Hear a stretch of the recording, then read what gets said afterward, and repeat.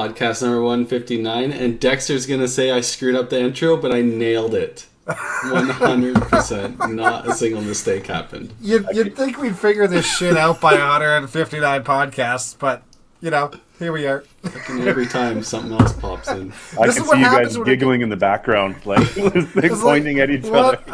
What just happened? No, I didn't touch it. I just put my hands up. I didn't touch it. I know, but I could see Carrie giggling and be like, "Oh boy, you knew what was coming." Yeah. This is what happens when people want us to start on time. We get all flustered, and we make mistakes. So we're just gonna be late from now on. We purposely made it 3 minutes late just so people wouldn't get that expectation. We were ready and raring to go, but here we are. So once again, your host Carrie Kreitz, Dexter Wiseman, Daryl Bradley, and our new host Tyler Titcat. Welcome to the show. We have what do you want to call them? Central Canada guests today. I think we'll let them wait in the back for a little bit.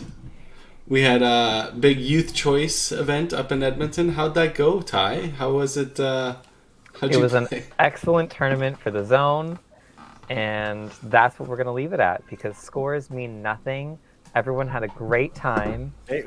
And that was something. Was there prize payouts in this event? Yeah, I don't know if I'm looking at the seats differently or wrong or something, but the two bottom teams, you have Adam Weber in last place. You have Tyler Titcat in second last place. And then you flip the sheet around, and who was in first place? Who did win? Did you? Congratulations! I won the junior division. I won awesome. Juniors, yeah. Well done. Yeah. It was a good time. It was a really good time. Yeah.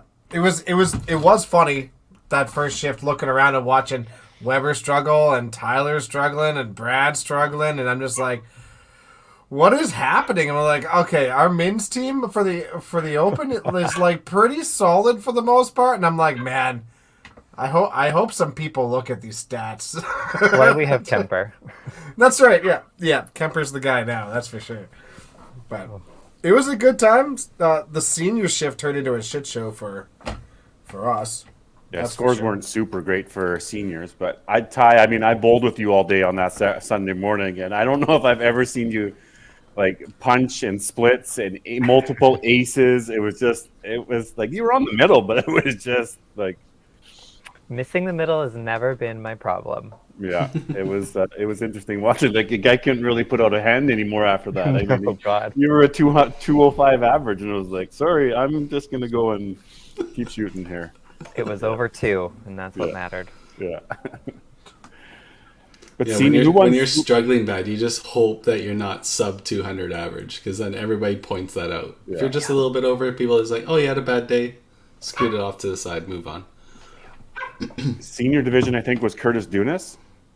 Yeah, and Brianna Ekstrom. I suppose I could bring up stats. We could do that. Sorry for the barking dog here, guys. We got nobody home, and if I close the door, she's just going to scratch at the door. It's all good. She's just barking at the door. So we're used to having Tim on podcast, so it's basically the same thing. Right up there, yeah. Yeah, Curtis Dudas and his partner, Brianna Nystrom, won. Curtis threw really well that last game, too. Honestly, he started out really hot, and I thought he was going to get a 400 for sure. He was probably the best I've seen Curtis release the ball, so it was good to see there. Speaking of the best I've seen from people, congratulations to our average pro, Henry. Almost shooting the perfect game. They're the 448. 448. Pretty amazing. Pretty awesome. He was so quick I couldn't get the live stream going on it fast enough for the first shot in 10, but buried the first one at 10. The second one at 10, he had good fingers on it for sure, because that was like square on the front face of that head pin. Boom. And I was like, holy cow, here we go. And the third one was just that tweener, like real thin shot on the left side. Could have gone, but great shot. It was pretty awesome to see. He said that was his first 400. Yeah. Yeah. Awesome. That's cool. Really neat. Took down Daryl's lane high on 15-16. Shit. Yeah, but it was only 390 or something, wasn't it? Yeah. Yeah, that's fine. Well, that was week 1 of this year too, wasn't it? Yeah, it was. Yeah. Stettler are one of the WCBT's main sponsor, Heartland Bowl. They had a little scratch and handicap tournament, 8-game tournament on the weekend. It was no tap for everybody that seen the scores, but Jen Baker took it down. And then Greg Gigulak, Anthony Street, Shauna LePerry Lesnay, and Brandon Coburn. Oh, and Jamie McCara got paid out as 6th spot. Yeah, that's a long-standing tournament. I haven't been out to the Stettler. Carrie, you went out there, right? Yeah, I went out there and donated my $70. A good tournament. I mean, he runs shifts, Friday night, Saturday, Sunday, right? Yeah. But there's no final bracket. It's just more... Yeah, it's just 8-game total pinfall. Okay, and you can play on the scratch side or the handicap, or you can play both, obviously, in the same shift. So you play both in the same shift, but you only can cash once. But gotcha. if you double shift, so if you play another shift, you can cash on both sides. Oh, okay. That makes sense. Yeah. I was kind of sad I missed it this year. I had a ton of fun there last year, that's for sure. But It was a good crowd out there again this year. Schneider didn't make it this year. He's usually out there. Lenny Anseth usually makes it, but he wasn't out there this year. I'm but sure you Schneider had- didn't go because I wasn't there. Yeah, probably. He was too busy texting you. But like a lot of Edmonton representation. Like you had Ron Perry. I know Brandon Central, but Jamie McCara was down there. Mike Lecousse was down there. So it was Nice. good. Yeah. Gino almost had a perfect game. I think he threw 9 naturals. He always has one at that tournament every year. Yeah, he wasn't very happy till Game 7 when he did that. But he still wasn't happy. Yeah, no, that's yeah. He could tell you every frame he had, though, in the first few games, right? All He could 24 tell you of every them. shift. Every shift. One of our league bowlers was down there, and she had 5 sets of aces in the one game. Sue, I was like that's bad enough in regular bowling, but in no tap just makes you want to shoot somebody. Oh, because you think it's good. It's going to be good. Just push the one corner. All One's you need gotta is go. 4 pins. And it's any 4 at that tournament. So it's a true no tap. So 12 counts count as well. 12, Crazy. what do you mean? Sorry, 12 counts count as a strike? Yeah, Oh, so you're saying a true no tap is if you knock 4 pins down? Yeah. Any 4. Any what happens 4. if you knock down everything but the head pin? It's good. It's any 4 pins. Crazy. It's just Good like luck. 10 Good luck pin. doing that. Yeah. 10 pin, it's called 9 no tap, right? It's any 9 pins. There's Sue. She was the one. Yeah, no, Jeff would have shot a puppy or two. Absolutely. Johnny said that there was good pizza down there. That's what Robert's making good pizzas Yeah. out of Heartland. So There's people doing, they order it and pick it up. They don't even come in for bowling. They just want the pizza. Oh, hey, there you go. Turned it into Yeah. a pizza joint. Nice. They went from having the best hot dog in town to the best pizza in town. That's right. Right. Yes, that they're Robert Tompkins also talking about the little tournament up in Dawson Creek at Hypertension. Seen some stats from that one too. I can't remember I'm who assuming won. Hypertension posted it? Yeah, I don't know if they posted that. Just all the Grand Prairie guys, they usually travel over and having some fun and kind of doing some things. It's cool all this time of year, right? There's all kinds of these little tournaments in and around in the areas and fillers and stuff like that. Lots of opportunities for people to get out there and play. Yeah, tons of tournaments right now, just nonstop.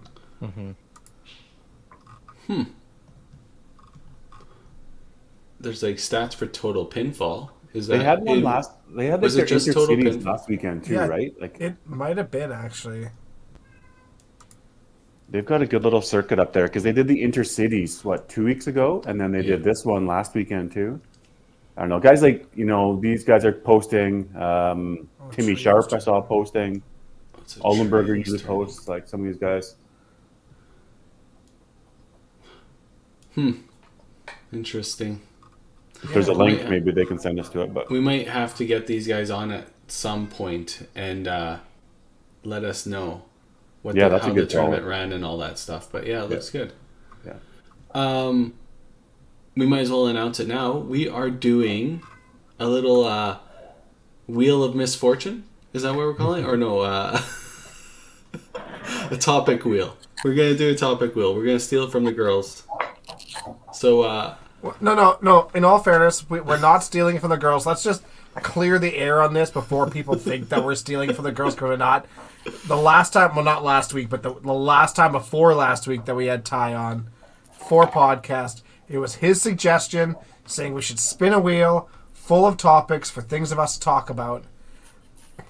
And then the ladies did it the next week. And then we were sitting there being like, well, can we still run it? Are we gonna get like told that we ripped it off? We're not ripping it off. It was Tyler's idea, and we're sticking by it. It's the first time I've ever been given credit for anything. okay, so Tyler, it's up to you to explain what this is about, so we don't screw it up. Then it's in the name. It's a wheel of topics to talk about. Hello. So in the comments, can people please put topics that they would like us to talk about? It doesn't have to be bowling. It can be absolutely anything. And we will Whatever you spin the want. wheel in the last half hour of the show, and we will discuss away. All the way from Mexico. Is that a Timmy Wiseman comment? Why is he watching He is? podcasts in Mexico? Oh, I would say he should. What time is it in Mexico right now? Sometime between 7 and 9. I don't know. Yeah. Well, he's in the Mayan Riviera, right? I think they're coming back today, were they not? No, Tomorrow? I don't. No, I think. Oh, okay. So topic: why does Tim suck so hard? Okay, that's our first topic. Yeah, perfect. Awesome.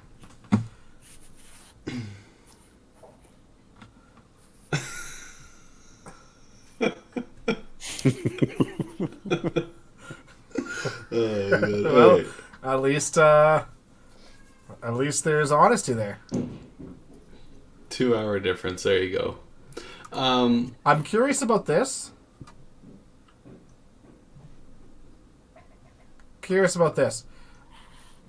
I would like to see what this foul you're talking about. Who did he foul? But yeah, interesting. Let's bring in our guests. Let's do this thing. I don't know if Jarrett's ready in the background. Can't see his face, but I'm just going to assume he's ready. Oh, he's ready. Okay, here we go. Without further ado, we have the 2022 Ontario Invitational Champion and the 2023 runner-up.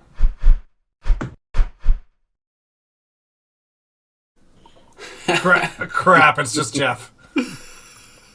Oh yeah. Mr. Jeff Young and Jarrett Couchman. How are you guys doing? Good.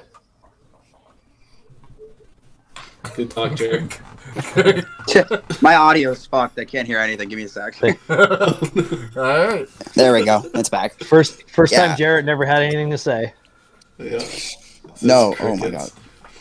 No, I as soon as you guys went into the actual studio, I lost all audio off you guys. So I was like just listening off my computer so I could hear you guys.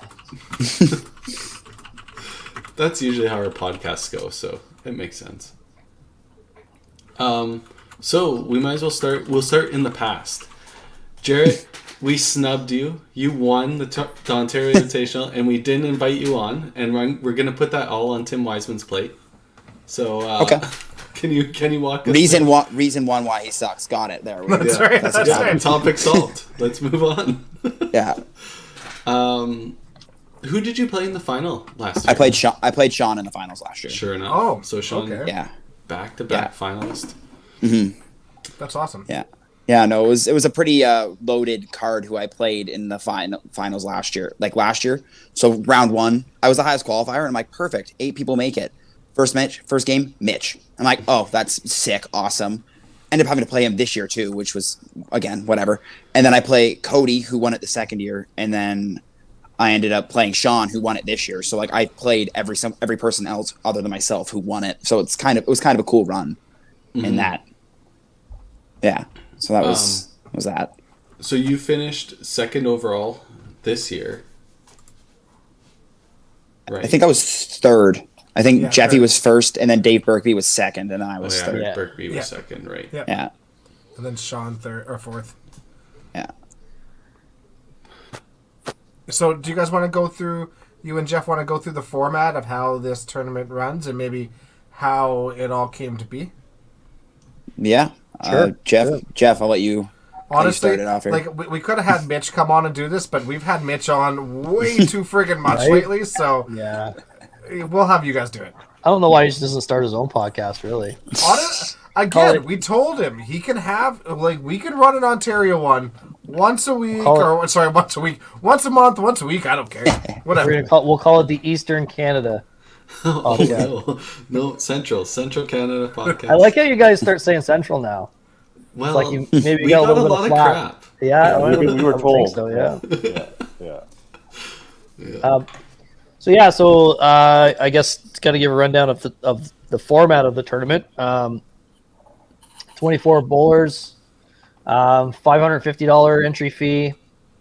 Side pots were $600 for a high single per game, or $100 for high single per game. So $650 into it before you throw a ball. Random draw into 2 pods. One of the cool things about this tournament is we get the bowl in pods named after legends.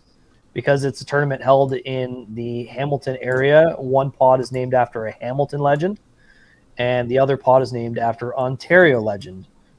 We had the good fortune this year where we got to actually have the Ontario legend pod, who was named after, bowl in his own pod.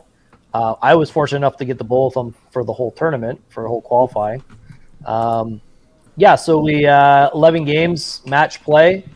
Total pinfall, and then 50 pins per win, and the top 4 from each pod move on, and then we do playoffs from there. Playoffs were 2-game matches, total pinfall. Yeah, old CT format wise. Yeah. Oh, the old club tour. Yeah, okay. Yeah, sorry. they did it that way. I had to decipher CT for a second. Yeah. Yeah. We're from the West. You have to Yeah, explain. us Central bowlers know what that means right away. Yeah, yeah. Neat. We'll bring up some of the stats here. So this was the pods. Yeah, you were speaking of Jim Thorpe there. Got to be a tough loss missing out on making it further in your own pod by 1 point. Well, especially if you look at Game 10's results. He was second going into that match, and he dropped from second to fifth. Yeah. He got jumped by Mitch, John, and I. But it's so tight. Yeah. Yeah. Tight from 1 to 5 in there, right? So, that's a tough break, but looks like some good shooting there. So Dave Birkby, Jared Couchman, Mitch Davies, John Cowan moving on from the 1, and then Jeff Young, Sean Barrow, Nathan Cooper, Kayla Anderson moving on the other side. Was there one person that kind of like standout performance for you in that? Somebody that no, not really. That's the thing. Like that place scored fairly tough, I'd say. I don't know if Jared would probably agree. No, I was just horrible. Like there's some games where like you throw like 5 in a row and then you'd do like stupid frames. I found there was a lot of blow up frames I saw from people where it was just like they'd be on a run and it would be like a miss, like uncharacteristic misses. Mine weren't. Mine was just bad, but it was. It was a place where even if you got the 300, you were looking pretty good for a singles pot. Mm-hmm. I believe somebody said like the high score for the entire tournament was 336. Was that actually? Really? That was me. That was No, it was not. Game one, I had a 291, and I'm like, oh, okay, like it's good. I got a win. Mm-hmm. And then Jack, my buddy who I split everything with, this comes over to me and goes, "You missed the high game pot by 1." I'm like, "There's no shot." Yeah. And I missed it by 1. It was 292, and then I won it with 293 like 2 games later. Crazy. Yeah, it's it on the surface it looked like it scored well. It played really tough. It really did. Lanes were really dry. It almost felt like there was almost like sandpaper. Like the balls moved so much, and that caused some problems too. But putting up the topics, that's fine. But that's the thing. Like a tournament like that, I mean, you guys would see it in your invitationals that you run. It's hard for a bowler to separate themselves from a field that strong.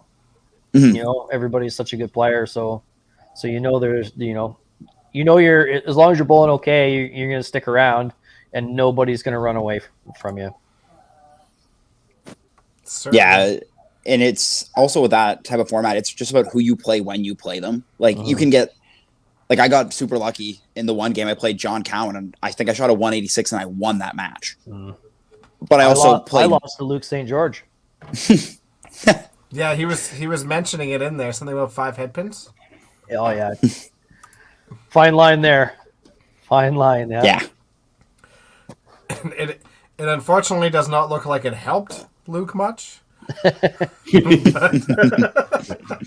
turned things around because I know he won a few in a row. So yeah, no, I mean, like I said, it wasn't an easy tournament at the bowl, and it's tough too because if you kind of get behind the 8 ball, I mean, you don't want to give up, but I guess you can be 0-4 or 0-5 or 1-5 or something like that, and it's you got some work to do to save your tournament, but especially when you're dealing with that much money on the line. Yeah. yeah. Totally.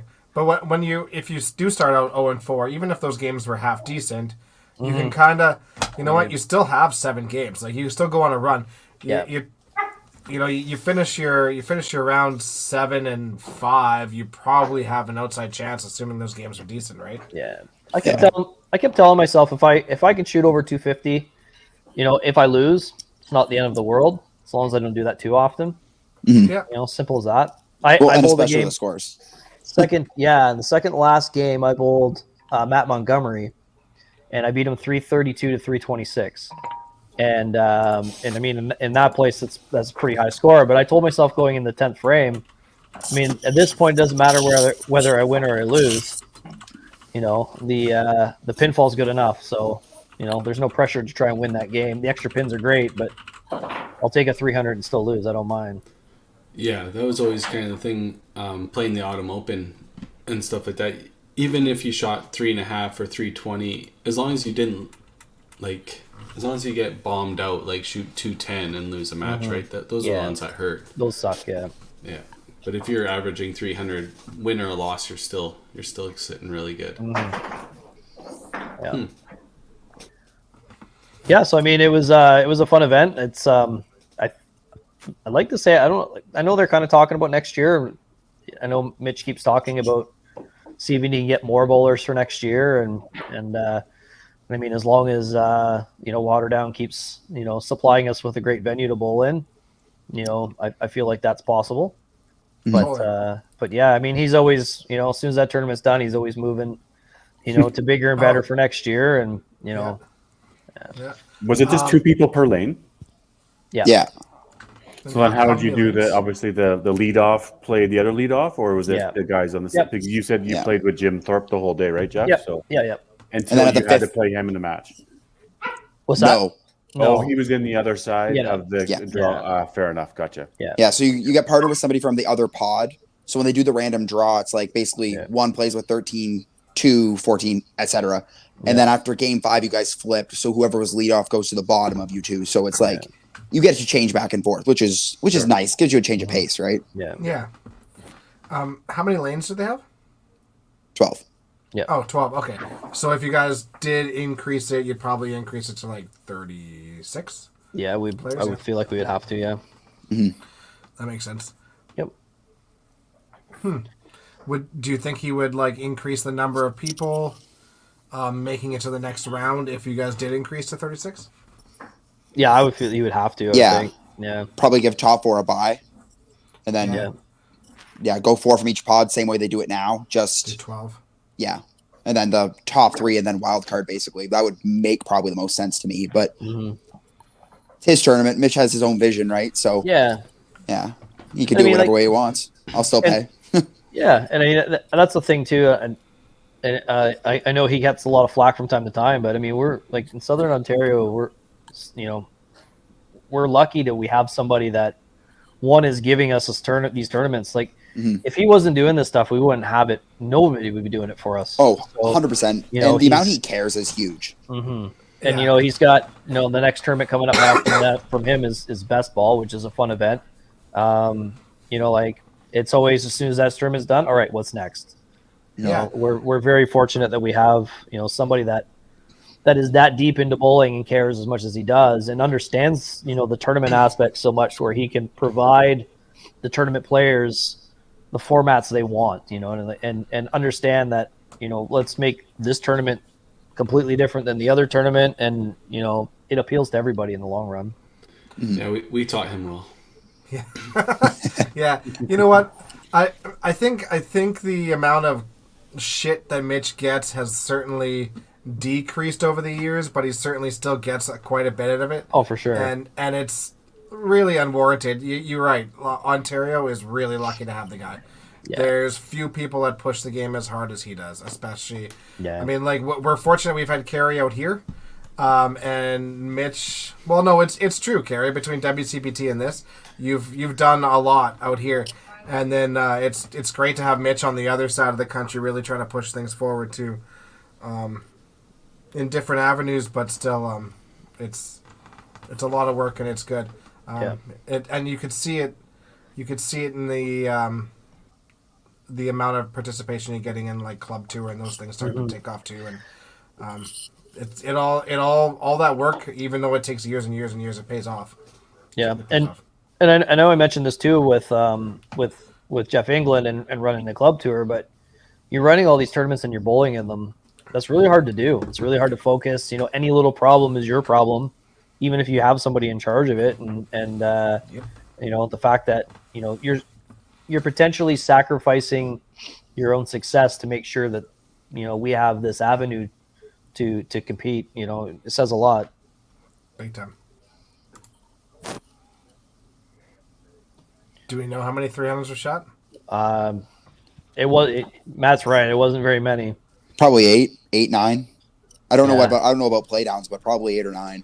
Well, when you're saying like 329 was high, Yeah. there's not a lot of room to shoot 300s. That's an early acceptance to know that you're just going to have to, you know, pick your corners and It's a you grinding know, tournament. yeah, chop offs obviously a ton and just working your way through what's out there. I know Jim Thorpe games 3 and 5, I believe it was.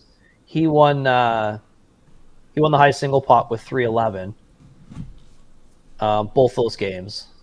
I went 332, 322. My last two won the singles pots for both those games. So, I mean, there's 4 right there. So, I mean, I would think there's probably more than 10, but Yeah. there wasn't a whole lot. Yeah, but you look at the finals. caliber. Yeah, you look at that caliber of player though, and Mhm. how many games you should Oh. expect more. Yeah. Like, Yeah. Right. And then, There's then nothing we're wrong looking with at that though. No, and it's just then different. we're looking at the like the playoffs, like the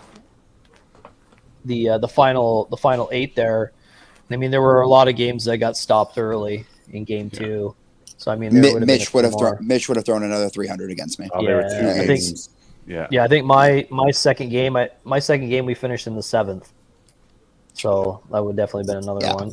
Yeah. Mitch threw a bajillion strikes at me, and I was like, "Yeah, this is cool. All right, I'll go home." Yeah. It's- Yeah. Yeah. Getting you back from last year is what he's doing. yeah, he changed the format after last year. Payback. So Payback. yeah. What was the format last year? You highest seed.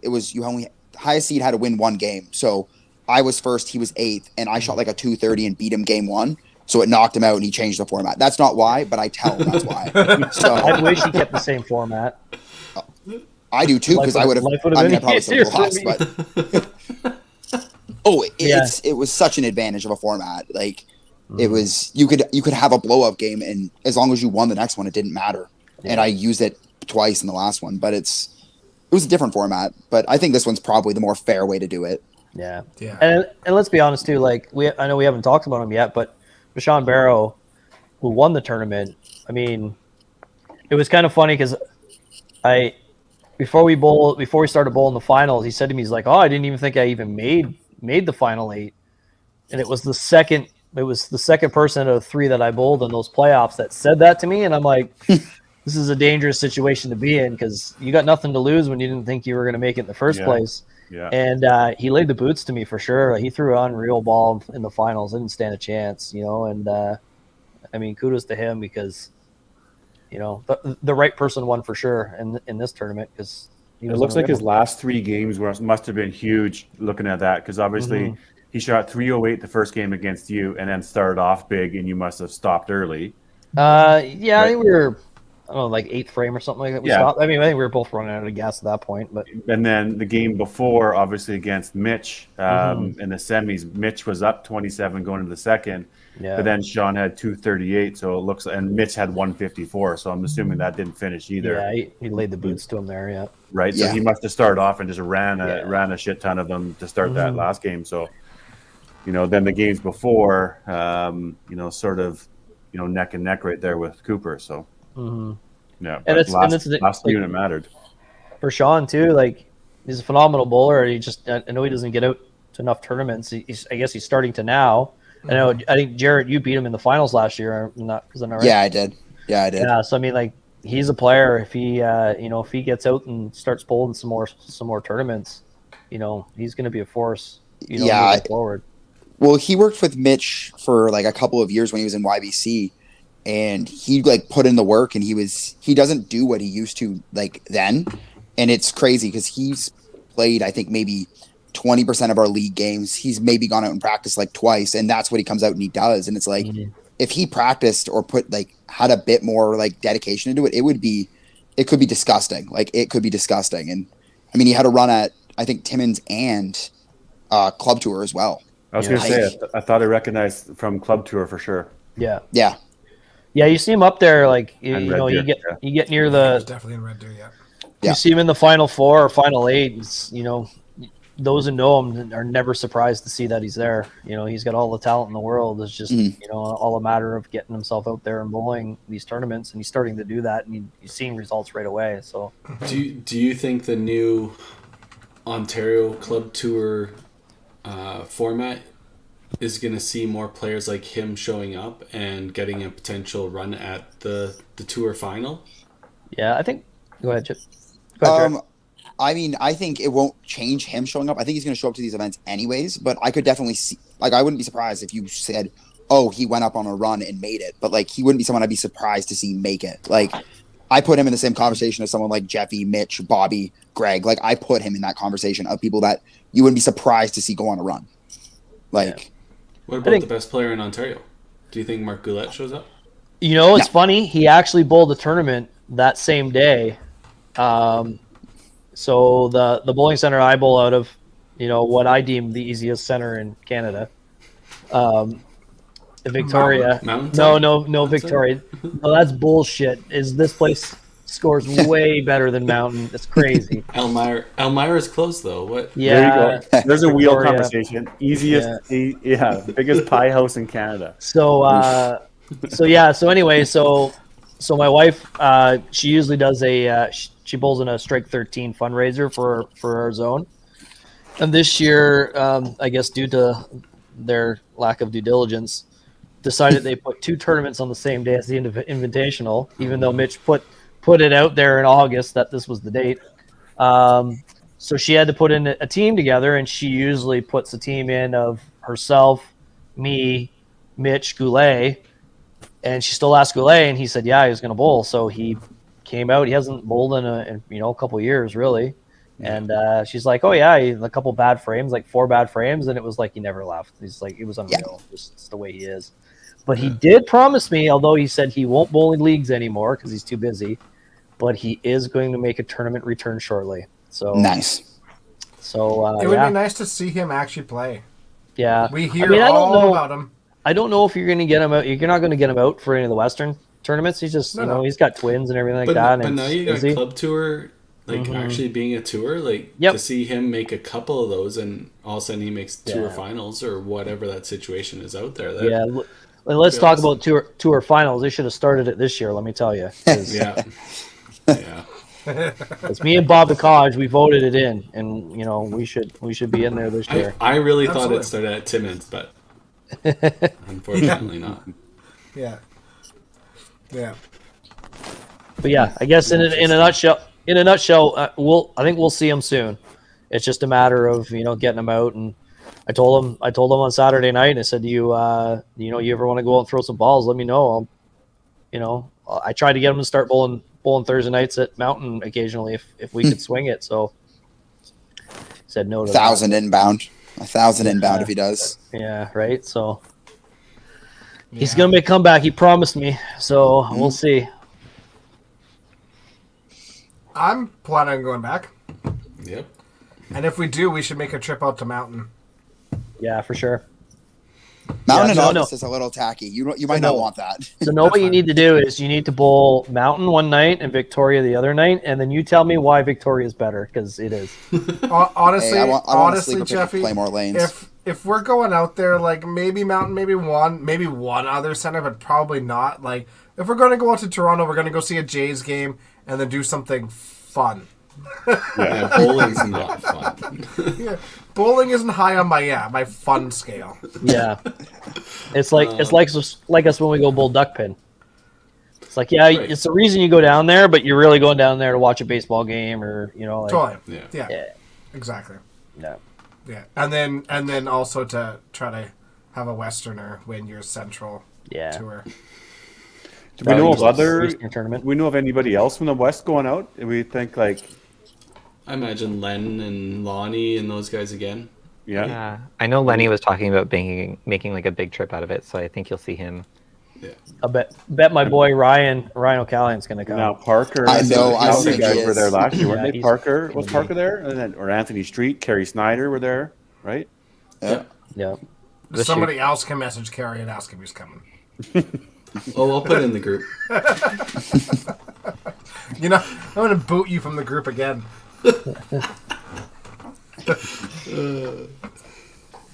Ty, are you going to go out? It's tough. I've got a lot on my plate with our WCBT Tour finals being shortly before, and then I've applied for a couple of master programs that will likely start in August, so I don't think I will be able to swing it. But Nice. who knows with life. One less spot. I cannot speak for Brad. I don't know. He may go, he may not. I think we'll look at going like earlier in that week and doing baseball games, or going with my wife, like bring her out for a few days before, and then send her home on the Thursday type of thing. Well, That's fair. Yeah, why would you sit torture? around? Why would you ruin a great week for her by making her watch you Yeah. bowl?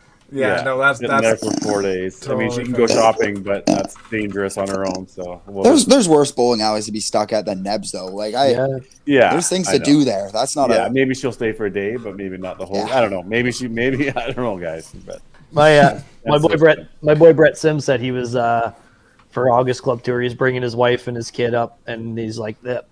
Told him, "Now don't watch me bowl. You get better things to do." He's like, "I'll just throw some money at them so they don't have to watch my garbage on the lane." Yeah. And he's No gonna way pay they more will. for the kid at Nebs than he is. I gonna told him for that. shifts. He's like, "Yeah, That's- whatever." He's like, "I don't care." And Jeff England told me that the mini golf was going to be ready for club tours, so that'll be perfect. Mini golf invitational. I could see some sort of side event being What's formed my here. what's I'm my totally kidding. Disneyland? I'm totally kidding. They said it was like next year, and I was like, "That's garbage. Get it ready for club tours." Yeah. What's my Do it. Disneyland all access pass at Nebs for 4 days for the family?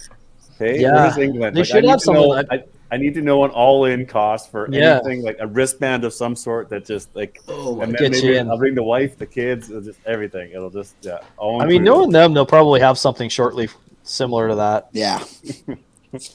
Yeah. a full day access pass, right? Yeah. If there is any version of a golf tournament, I will not be participating, and Dexter can attest to how bad it is. No. Not a big golfer, hey Ty? It's mini golf. You should be fine at mini golf. We did Golden Tee on Friday, and it was horrendous. Watching him play was like hilarious, and just broke my heart. I hit the ball.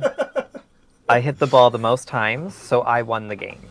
To say for Golden Tee, like he's probably a little young for that. That's not really in his wheelhouse, right? Like, Oh man! It's And when you try to hit any- the ball hard, he Oh, like yeah. cringes. Yeah. Like, I value my fingers. They're not going into that screen.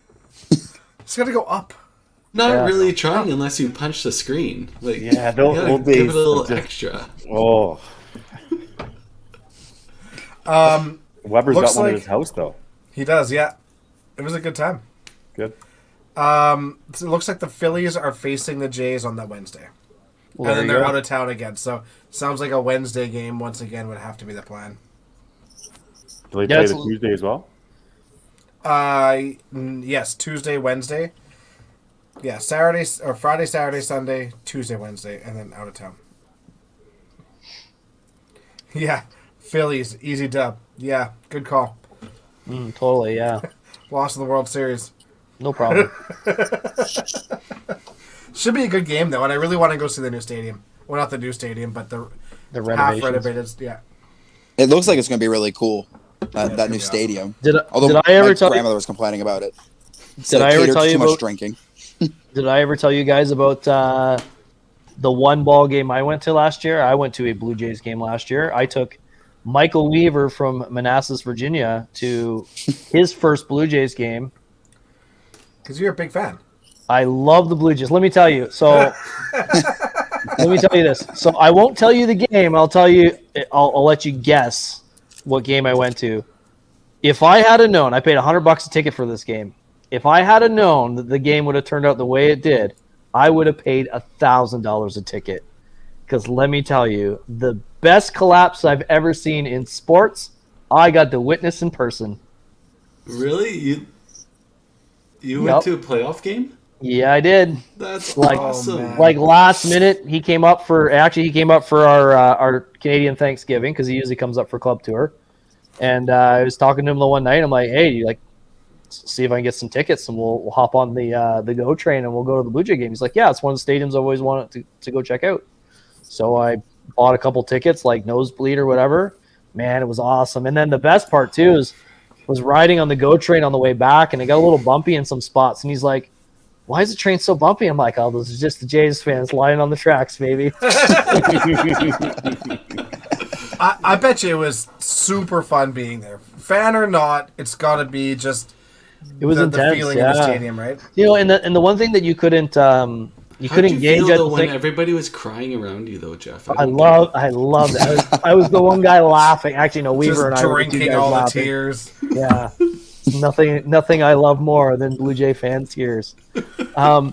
But the one thing that I guess, you know, like being there, like before, like that comeback even like really kind of got serious. Like it's weird because you could feel it. You know, it was like I remember turning to Weaver and saying like, oh, like if they can score a run here, they'll be down like 5, but like this is gonna happen. And then they scored, and it was like, oh my! And then they scored again. I was like, oh my! Like I can't believe this is happening. This is the greatest day of my life. So just so Ty's falling around, those are a bunch of field goals that they're kicking. Yes. I saw Jeff's bird is red, and I was gone. The Blue Jays red birds. I don't. Yeah, for people that don't find baseball boring, they've got to watch that stuff and be like, holy cow. Just the intensity in the air, it's just awesome. Yeah. Ryan, you bet on the Jays to win the division. You literally put money down. I mean, and no, you know what? We can condone it because now is actually legal gambling, so that's fine. Yeah. You bet on them to win, so shut it. And he's a closet Marlins fan, if you didn't know that. You know what? Marlins was one of my favorite teams as a kid. I would put them probably third behind Toronto and Seattle for me. Yeah. He keeps talking about being a Tigers fan, but, you know, if you look at his fantasy baseball team, he's got an awful lot of Marlins pitchers on it. Yeah, they're Marlins pitchers for now, right? Yeah. Yeah, Until there'll be trade there'll be deadline. a couple years from now, there'll be someone else's 100%. pitchers, but yeah. Was baseball one of the topics on the wheel? No, definitely Covering that not. pretty It good. So, do we do a fantasy league? Do we do a 5PU Yeah, live Hell draft yeah. fantasy doing league? fantasy. Yeah. Okay, so when do we want to do this? Do we want to do this live? Like, okay, next week is a ladies' podcast. Yeah. Do we have anything serious going on the week after? No. Because we kind of need to do it before the season starts, is what you're suggesting. Yeah. So Yeah. can we do it live on podcast on the 22nd? Sure. Sounds like a plan. We need to organize who's in it then. Daryl and Ty need some of our audience to help them build out their teams. All I know is I don't want Tim any part of organizing it or running. No, I already told him. He's like, yeah, I'll organize. Like, not a frickin' chance. Yeah. No way. You are not commissioner of this one. Yeah. No chance. Okay, so book it. Ryan, you're on the pot. You're on the chat. You're in. 20-second. Book it. Tracy Or- and Katie. Tracy, Katie. yeah. Yep. Yeah. I will play the fan picks because I know Perfect. nothing at all. Perfect. You They're going can to throw set- you a couple wild cards, and it's going to be fantastic. You can always set it to auto draft too. Oh, And then- that's no fun. No auto drafting. There's got to be a website or some sort of a configuration or something. Th- That that's- a little pay bit for of it. research can be done here, right? Completely up to you, Daryl. Well, You want to know the most ironic thing? I set up our March Madness bracket at work. Really? Really? Yeah. I sure did. Huh. Auto gonna draft. Auto Me. draft. yeah, but who's going to win? won? Yeah, who do you got winning? Yeah. I don't even know what teams are playing. Well, didn't you You just say you just went auto draft for them? Watch Tyler win like the whole March Madness ESPN bracket, nails all games. Like, Yeah. It's like 1 in a billion or something if you make it, right? Has, I have a has the history March of, Madness bracket ever been won, actually? No. I Never. didn't think so. No, I have a history of taking the first seeds and having them out in the first round. So There's not a always great at track least one record. upset. You have to choose an upset in the first round. You have to. There's Probably not always Gonzaga though. Probably not Gonzaga. Is that the only Fair. team you can name? Or is The only one I know because it's the only one that I lost on.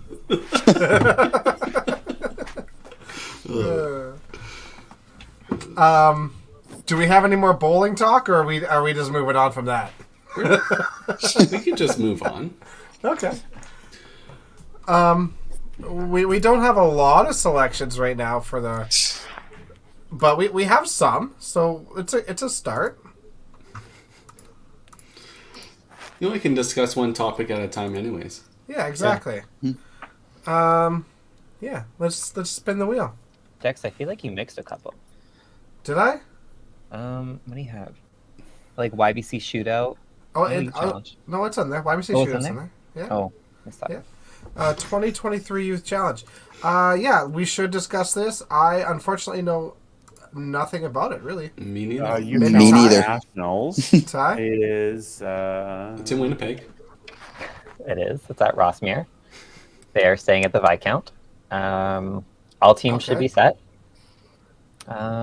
is it online? All their teams may be online here. They're slowly releasing them. I know they've Oh, put yeah. out the Manitoba team as the host team. They've announced Alberta and Newfoundland, I think, was the last one that they just Okay. posted today or yesterday. I'm interested to see. I mean, Newfoundland is coming off an undefeated win with their team from last year. That's impressive. So it will be interesting to see if they can defend. Tim Hooper's gonna throw down the people's elbow. Have they discussed security? Yeah. We've been in Winnipeg recently, and it wasn't the safest place. So Aaron says they leave on the 22nd. So that's coming up real quick. The one thing, I don't know, Tim's not here to talk about it, is there's actually going to be a new format God. for Youth Challenge Mm-hmm. next year. Right. Yeah, Are we allowed to announce that? I don't know. I don't know. Also, that's Leak it. 2024. I guess it's not 2023. Yeah. I broke the topic. Oh, that's fair. But I feel this is the place, if you're going to leak it, you leak it here. Nobody ever watches, so. I know I don't. Isn't it in the Sean Barrow did, like and then he the- didn't get the invite again. It's like, see ya. consolation side though, isn't it? Like between the two different divisions. Because There- right now there was a number of teams in the one that go to the championship side. I think they're adding a team to the championship round, and it's going to be a step ladder instead of a round robin in the championship. And essentially, the goal is to mimic the Open. Yeah. Prepare youth bowlers more so for the Open as opposed to just like youth tournaments. So that's something we could talk about with this year is there any youth names that you've seen circulating that you would like to see on an open team? I've heard of this Michaela Sanderson person. Yeah, I think from Alberta's got a. I mean, who's JD that? Hislop's a junior that's going from Sherwood Park. Okay. But Ashton Syed. Ashton Sed is on the team, and the third boy is Kobe Cameron From Calgary. He was at bowling school last year, and he's got a lot of talent. Okay.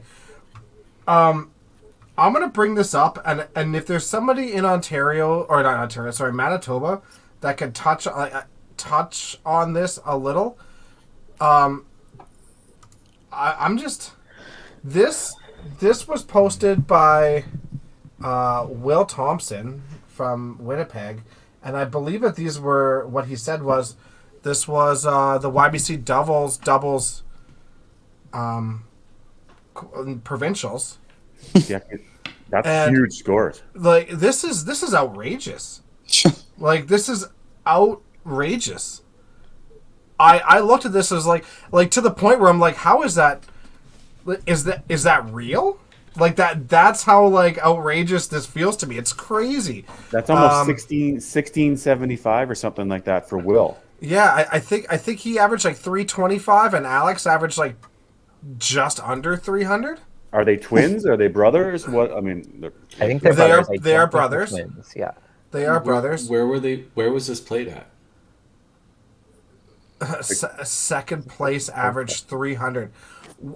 holy Kyle, crap. where was this? This is wild. Like I mean, At like Polo, really? They played at Holy. Polo. Holy man, that's Cameron Boone's place. Yeah, downstairs in Polo Park Mall. just Now, what do you mind tell blowing kids to scores. that? And Okay, like so Victoria is the second best scoring house. Confirmed.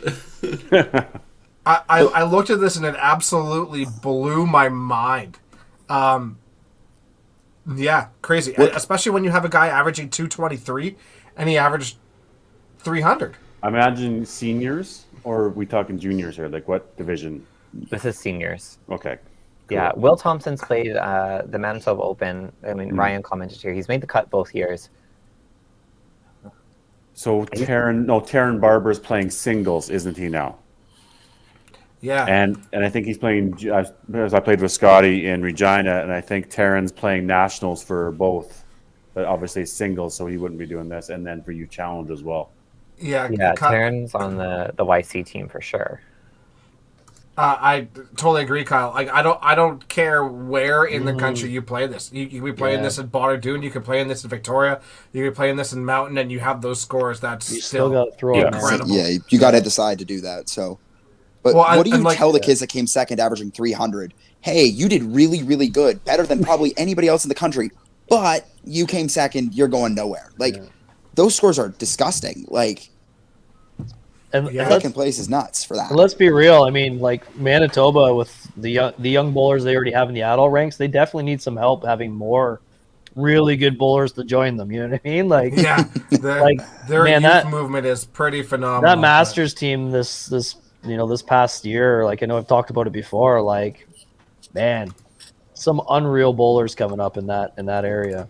Yeah, There was an interesting survey that I think 5-pin bowlers put out the other day, last week. Do you think that bowling is increased, the level of participation, or is increased? And there were some comments. I think Jeff, you had said something about from a competitive standpoint, yes, but not from or maybe it was Jeff England. Yeah, it wasn't me. I didn't say nothing. You know, from a competitive standpoint, yes, but from a recreational, not so much. And it was an interesting, cross section of people that were commenting across there. And I thought it was a really good survey. But, 100%, it's the tournament level and the competitive side of 5-pin bowling, the awareness, the conversation, that's up across the board for sure. Yeah. But hopefully that translates into the other general public that, other people are wanting to, keep the bowling centers busy. I mean, Dex, you're saying your center is busy, right? Like it's just, does that translate across? And then people want to build new centers. I mean, that's what we need. This is an interesting topic. I know we discussed this like in the early podcasts, and obviously it's been a few years. So I think it's a good topic to re-evaluate. Do you feel that because competitive bowling has increased, there's a lot more interest in it, that these centers would maybe look at taking the better bowlers out of their center, even if they're not league bowlers, maybe they're just live in the local area. If they promote those bowlers at their center, maybe they do a skills competition or they do something of that sort. Do you think that would draw attention to the local league players or even the recreation side, the people in the area that go to that bowling alley to have a Friday night of global to maybe pay attention? I think if you're getting people that don't want to be in a bowling alley in there, you need to be enticing them with something other than just bowling, which is unfortunate because bowling, yeah, it's fun. Like, we enjoy playing it, but like a lot of my friends, they'll go to a bowling alley once a year, and it's a 10-pin alley because it's, quote, real bowling, and I still smash them there, so it doesn't matter. But you have to get them in with a deal. Like, the only time my friends have ever went, hey, let's go bowling, they've seen a deal on WagJag or from the bowling alley. So it's about getting the people who don't want in. I think the best way of increasing, like, maybe the newer bowlers is people that are already bowling, bringing non-bowlers on a fun league. Like, let's say I bring 3 of my friends out to a fun league. Jeffy brings 3 people he doesn't know from bowling to a fun league. Like, I think that's how you build the game. Yeah, I was going to say all of Jeffy's friends are from bowling, so it's kind of like how I brought Carrie into our Thursday night league. Yeah. Yeah. 'Cause I didn't Well, bowl see, before now that. to go on the flip side of like Jarrett, like I don't have the same opinion because the one demographic that I'll say that probably isn't interested in 5-pin bowling is the college age group because they're more about going out bowl 10-pin, getting drunk and doing whatever. But as a former proprietor, I still talk to quite a few proprietors. They do see larger numbers of families coming in and, not so much for people joining leagues, but, they're starting to see, I mean, we were too before COVID, seeing a lot of families returning, once a month, twice a month and getting those people come back. On the competitive aspect for sure, because, I was just talking to somebody Monday night in my Monday night league that he was talking about, I know it's kind of late in the season. I'm like, hey, there's no season in bowling anymore. Like, if you're a tournament player, you're playing 12 months a year. Now, the downside of that is there's a lot of us that end up, we're beat up because of it because we're bowling a lot more than we're used to. But, I mean, if you're extending the calendar for tournaments, there's obviously more demand for bowling, in the competitive aspect anyway.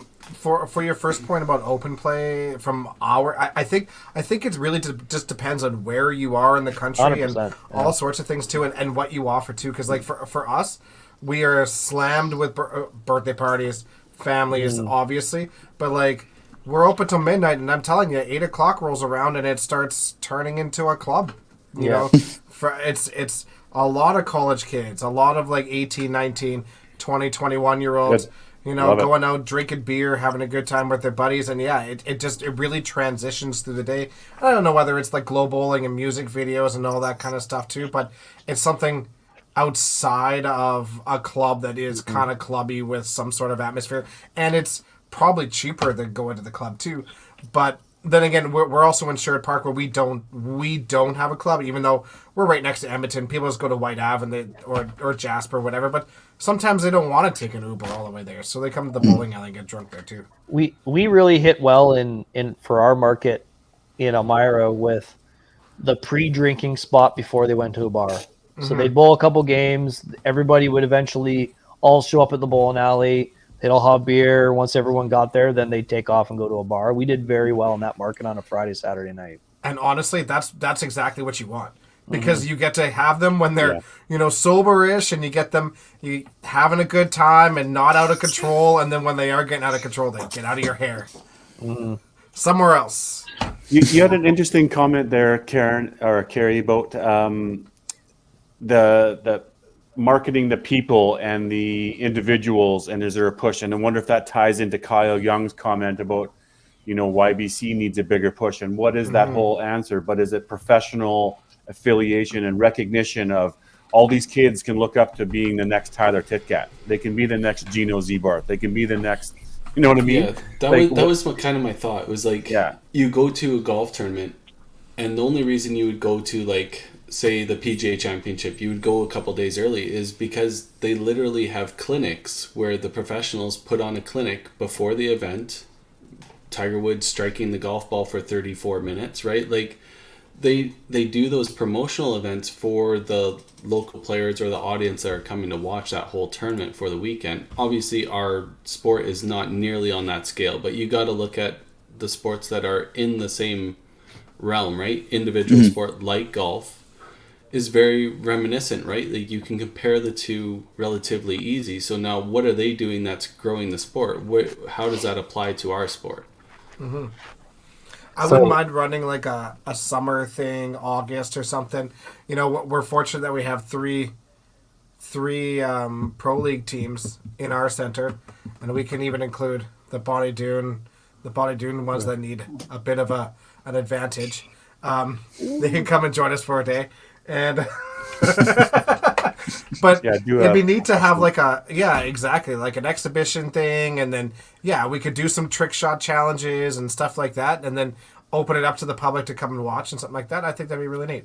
Well, I think in combination with WCBT tour rankings, those things that are coming up here, you've added that recently. I saw Al Paquette did a mock club tour rankings. NBT's got their rankings, so there's definitely enough statistics out there to sort of get behind and to market some of these players. So I'm thinking here, how does this all parlay? But you have to do it as a annual, campaign, not just one and done, right? Like it's got to be prolonged and continuous and measurable and something like that. But I think there is some professional affiliation with some individuals, and I think obviously we're on the right track with the tour, with the 5PL. Partnerships, maybe, Bowl Canada, C5, like, hey guys, what's the big picture here to how do we market our game out there? Yeah, one of my biggest gripes that I have for our sport, and I've in the last month I've talked about it with numerous people, is the inability of our sport to promote current and past stars, and even to the point for future stars. We don't do a good enough job. I always end up going off on a rant about how our Ontario Hall of Fame is done, and you have to be 50 years old to be eligible to get in, and it's just like we're waiting until these people are generally not bowling or not competitive anymore. and the argument that people always bring up to me is like, well, baseball, they wait 10 years after or whatever, and it's just like they don't have a problem with promoting their stars. We do. We need to find a way. Like, I just remember seeing so many bowlers where it was just like someone told me, "Oh, that person's a Hall of Famer," and be like, "Oh, it would have been great to see them or know about them when they were, performing on the lane." And I think that really needs to kind of be addressed. So my only thought on that is do you promote them using a Hall of Fame status, or do you promote them doing like maybe a level of excellence or something that is more? To me, a Hall of Fame is your career's over. I get what you're saying, Jeff, is how do you promote that player when you want them to be watched? I'm not sure if Hall of Fame is the right idea, but I would think there's got to be something that you can do to promote all those players across Canada, right? Like, these are the elite players, the top 10 or whatever, and then you blast it, or C5 does something for it, or I don't know. Jeff, do you remember when they did like Flutie Flakes for Doug Flutie? Yep. What do you think about something like that? Like a cereal box? I love cereal. You could do it. You could maybe throw some coupons on it. So it's actually funny. I actually refrained earlier from talking. I was going to ask when we were talking about certain tournaments if I was still able to pay for TBC registration with cereal coupons. Yeah. Collector cards. As soon as you said Flutie Flakes, I knew where you're going with it. Carrie, jump back on that. You're talking about like the PGA like pro clinics and stuff. Why not take 2023 Youth Challenge? Obviously, it's a little late at this point. Take your top 5 Winnipeg bowlers and do the pro clinic there. We used to do it with WCBT, the tour finals, right? But those events are drawing in your already competitive adults, and you're asking the kids to come participate. Yeah. This one is going to have the kids there. It's going to have their siblings. It's going to have cousins, family members visiting, people who live. Do it at YBC Nationals. Do it at YC Nationals, where, if it's traveling from province to province every year, you can take the top 5 Winnipeg bowlers, top 5 Manitoba bowlers that are willing to commit a day, the Thursday when all those teams are practicing. or their flights are getting in, do like an 8 p.m., whether it's skills competition, a clinic, a pro chat, whatever it might be. Like, why don't you flip the script there? Yeah, I like that. Great ideas. I think a skills competition to me would make a lot of sense. Like, I know back in YBC you'd always play like Mark 10 or something like that. Like, wouldn't it be neat for those YBC kids that's what they're learning or that's what they're progressing through, to see professional players also compete in those practice sessions, right? I think I like the only thing they'll carry is, and Ty, is like that's before a national competition, and I'm not sure if coaches and players would want to go in. Not that it's a gimmick or doing a clinic. You're preparing for a national championship, and if I'm playing, I just want to go in. I want to get some reps in. I want to play my own game. But I love the idea. They wouldn't be playing though, right? Like, you wouldn't have to do a clinic with the kids. The kids would watch the clinic. Right. You do an hour clinic session of these professionals playing these, if you want to call them games or whatever. Sure. Whatever the thing is, right? Yeah, maybe not playing with them or trying to get them off, but yeah, I like the fireside chat idea. Okay, how about go one step further? Why don't we do something like 10 pin? Actually do a pro-am. Yeah. You know what I mean? Like, if you got a bunch of, pro bowlers there and you have a bunch of youth bowlers, have like a pro-am where everyone in that tournament, as a side event. I mean, logistically that might not be easy to do, but gets paired up with a pro and they bowl an event, on the side. Great ideas. Yeah. I know 10 pin, like the PBA has, a lot of success running their pro-am tournaments, especially with the kids. Yeah, they usually hook them up with the house leagues, right? So your house league, they would play like mini tournaments. And that in your mini tournament, if you won, you got to go play in the pro-am. You get hooked up with a pro player and stuff like that. And they play for money. It's not just laughs and giggles, right? Yeah. Yeah. Interesting. Before we switch topics and all that, Wiseman Waffles. Just no colors associated with it. Oh God. That's it. That's fine. Well, I just want to touch on this. Yeah. I'm assuming expansion is really not in the cards. Not next year. We're kind of at capacity right now. There may be teams switching in and out due to what teams are doing themselves, but the league itself won't be expanding, I don't believe. I think, like you said, the schedule is impossible at 24 teams. Could you imagine expanding? Yeah. Yeah, we got to stick status quo for next year, for at least having 2 years of the same number of teams to sort of establish a schedule and a working kind of combination of things. But I do see relegation coming next year. Not likely this year. I mean, we can't do a relegation halfway through and relegating a team of the rule standpoint. That's kind of unfair. So it would be a first right of refusal for those teams into next year, and anybody down, then we'll figure it out. But there will be a relegation format for the following year. And I could see an instance where there'd be 4 teams potentially changing the following season, right? It'd be a play-in format. And we bantered about this the whole time down to Regina. We've talked about it many times, guys, about how to do it. But I would love to see I think it's the World Cup or World Juniors or something like that, where they actually have like a relegation match. They play and like winner stays in, loser goes out, and I just think that'd be wild. Yeah, I do like a relegation tournament of some sort, and we are expanding on what it looks like, and maybe it's a 3-game tournament, a 3-game qualifying with your own team and establishing a score. So the bottom 4 teams going, and this is getting ahead of ourselves here, but bottom loser plays on. So you just, if you keep losing, you keep playing, and if you're the last team that has no wins, you're gone. See you later. You go bottom 4 teams of the league, 2 in each division, into a relegation format. 4 new teams go in. So now you got 8 teams in a pool.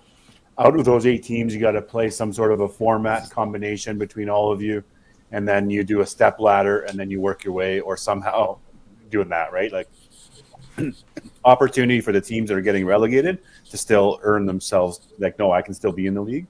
And then teams getting in to prove that you need to be in, and just come in and shoot your 1300s, 1400s, and then get in, right? So for sure. this is a year ahead, or potentially going into next year, like you said, any teams who are changing or dropping. We haven't even put that ask out to teams yet. Are you in for next year? We're not there yet, right? But If I was one of the bottom 4 teams, I'd put a team in for the following year, and then when my team gets relegated, I'll just move everyone to the other team, and then I'll just keep bowling. on to you, bud. Thanks for putting that out there. We heard Victoria Lanes may not be able to hold a team, so Victoria Bowl. It was funny. I was talking to Mitch Pape, who's a co-owner. I work with him now, and we were talking about it today. He's like, "Oh yeah, we should put a team in." I'm like, "We wouldn't be allowed to have it." My split spare percentage is higher than my pitch out spare percentage in that place. There's no way. Really? I'm not even kidding. Yeah.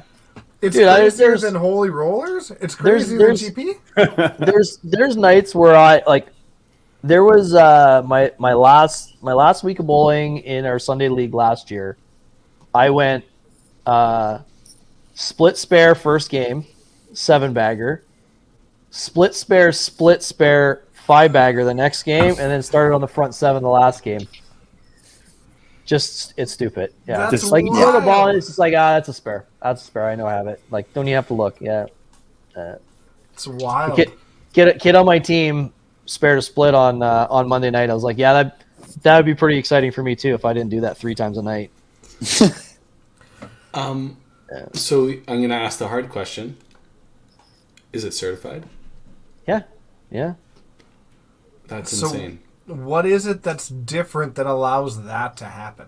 I don't know. Like, I know they're Mendez machines, which are notorious for getting kickbacks. I will say that when the machine maintenance is kind of lacking, it definitely doesn't score as easy. And then we laugh at 9 and 10. It's a 20-lane center, split center, and 9 and 10. We call it's like Chop City. It's crazy. Like you can bowl a 4-game set and have, a dozen chop or 12 counts in 4 games. It's crazy. For whatever reason, that set's different. But yeah, I mean, it's been like that for years. Like, you know what I mean? Like, I played there once, and it was 2002. It was 2000. It was 2000 Nationals, I think. yeah, Maybe. yeah. I think Guys, it wanna was know my a fun fact? Sorry? You want to know a fun fact? You weren't born yet. I was born in 2000. Oh, were you? Okay. I was 1 year old in 2000. So Yeah, so you weren't Yeah. playing in that Nationals. Good to know. No, yeah. But yeah, like I mean, I think it was 2018 average 290 for the full year. Last year I finished at like 285, and then this session this year I'm 292. So I mean, it's like, I know I'm a good bowler. I'm not that good. You know what I mean? Like huge. I'm That's getting insane. I'm For getting a season. little bit of help there. I know that for a fact. Yeah. That's crazy. That's it's nuts. Yeah. Carrie, bring it up. Okay. So we had a 5-pin universe ranking change. Yeah. And like I've said forever, he's going to take it from me, and he did in Regina last year too. Yeah. Right? He did in Regina last year too. So that's good. I'll see if I can take it back in Red Deer. coming. I did say last year that I have a good opportunity in Red Deer to make some points back because I have very little points in Red Deer. Yeah. So that's going to be my goal again this year. But Tyler absolutely deserves that spot. That's awesome. So how many move on? Please say 14. This no, is this 5-pin is U rankings. rankings. This doesn't mean nothing. Oh, okay. I thought you were talking about like the tours. No. I just seen pull up somebody the- sitting at 15, and I don't want to see him bowling any more than he has to. Now that's obviously, and I'm sure everybody's wondering out there, is that's a tour. If you have your tour card, that's your Yeah. ranking, or No, how does that's anybody that's played in the tour events period Okay, That's in the got last all- 5 years. That's Yeah. every player that's earned a single point based on the WCBT points, but you don't have to be a member to get those rankings. right? Do they give out pity points? Is that why Tim's got points? Everyone's feeling Over the so last bad. 5 years, he's Let's established. let's see where Tim's at. Tim's 15th. I know where he is. He's at 15th. That's why I asked if only 14 move on. That's probably reminiscent from his 2016 Autumn Open Championship or 2018. it's running out of points, so he might be sliding down here shortly. So it's based on a 5-year scale, 20% each year. So like Mitch won 170 points in Regina this year, obviously. So next year they'll be worth 80%, and then it keeps. So you have to keep playing well to maintain your points. So obviously Dexter, Ty, Mitch, myself, Adam. Adams hasn't played a few events, so he's starting to tail off. Greg DeGrazia has obviously been super solid. So and Sly was so good last year. So that's how you maintain your points, is by continuously playing well. Oh, Derek Horn in 17th. I'm gonna have to remember to give him a high five for that one. Can you reach? Make it work. You know, the question begs is like, when do all the guys in Ontario, the Sean Barrows, get points? The guys playing in the rural tournaments and the pro league sort of stats, combination. How can you start calculating that into a global database for what the actual rankings are? Because this is obviously subjective to the Western for sure. tour events, right? So I'm asking the question for all the Central people and Easterns out there. How do I get on the list? Right? You have to find somebody that is smarter than the average bear to figure out how you compare events to events, fields to fields, centers to centers. Like, you wouldn't be able to do center to center. I don't think. It would have to be field to field, and you'd have to figure out, like, I feel like the club tour or the Ontario Invitational's field is limited. How does that compare to a Regina Classic that has 299 entries? How do you compare the two fields, and how do you give them proper projections, I guess, based off of that? So I feel like if you're going to do that, like including like the Invitational, it's a standalone event. But you could also do like the high roller for TPC, like all the high roller events. You can incorporate those. So you can maybe come up with a not separate point system, but you go, okay, main events are XYZ, and then their like high roller events get a different point scale, but they get their own respective points. So you put two different things in. So if you look at disc golf, they're not a new sport, but they're a newly professional sport. So they've built out it's called a projection system. It's not a point system. Okay. So projecting on the field, if this player finishes first, this is what their percentage to win would be, and that's how they get ranked. Their percentage of play in a field. And then that's how they do all their projections and their ranking system. I think that's probably a better route for 5-pin as well, because the point system, like you said, if Adam Weber doesn't show up, Bradley Tickett doesn't show up, Mitch Davies doesn't show up, we have a chance. You win that tournament. Yeah, sure. Should you get the full projection? Probably not. So you got to base it on the field as well. Chess points. Yeah. Do it like a chess point. So if you play X, you get more points for winning, less points for losing. So like, let's say Joe Blow comes off the street and he plays Mitch in the first round. Well, Mitch is a super high level. Joe Blow shouldn't lose 10,000 points because he played Mitch. Again, random number. But if Mitch loses to him, he should lose more because that guy's never beat anyone ever. So maybe like a chess ranking, maybe that could be even a way you look at it of this is your level, this is your jump, and then it's just Grandmasters or not every event is a match play event. So then how do you compare, right? Like there has to be a projection system. Yeah. I mean, the concept, it'd be great, obviously, to figure that out, but logistical nightmare. We can obviously do like the said, Westerns with like the WCBT stuff with a club tour. You could definitely put those two together relatively simply. But then, you would have to do, because the club tour doesn't have as many events, and if you compare them evenly, like there's so many points available at the WCBT compared to club tour, so then you would have to do a ratio system for them to make it level, right? Like, because let's say Mitch Davies never comes out to another WCBT event, and he wins a couple club tour events, but maybe Adam comes back and wins all 5 events or something. Where would you put Mitch Davies versus Adam Weber, because they're not playing in the same events, they're not playing the same fields? Like, there has to be a way to figure that out. Yeah. That's all. Yeah. So for now, I know I'm not smart enough to figure that out. Yeah, for now we'll just debate the rankings of the. Yeah. So this is what we got. I mean, I'm gonna put a takeout here for the rankings of the 5-pin universe. If Mitch is playing Red Deer, I don't know what his plan is for it. My pick is he's going to be number 1 after Red Deer. That's my guess. That's my pick. He's going to jump from 3 to 1. He can't. He can. He can. You're right. Sorry, I would have. Yeah, he's not losing money points from the last Red Deer event, and No. I don't think he's done well at the other Red Deer events. So yeah, I think the previous 3 years, because they would have been 2018, 2017, and 2016, because COVID, Red Deer lost 2 tournaments. I think Mitch finished like a third when I won. He probably has quite a few points that he's going to be losing from year 3, 4, and 5, but I would have to look deep into it to figure that out. But yeah, you're right. Like if Mitch wins, there's probably a strong possibility, but if Dexter and Tyler finish in top 4, maybe not, because Dexter, like he said, he doesn't have very many points at Red Deer either, so right, he'd be gaining more than maybe Mitch would be losing.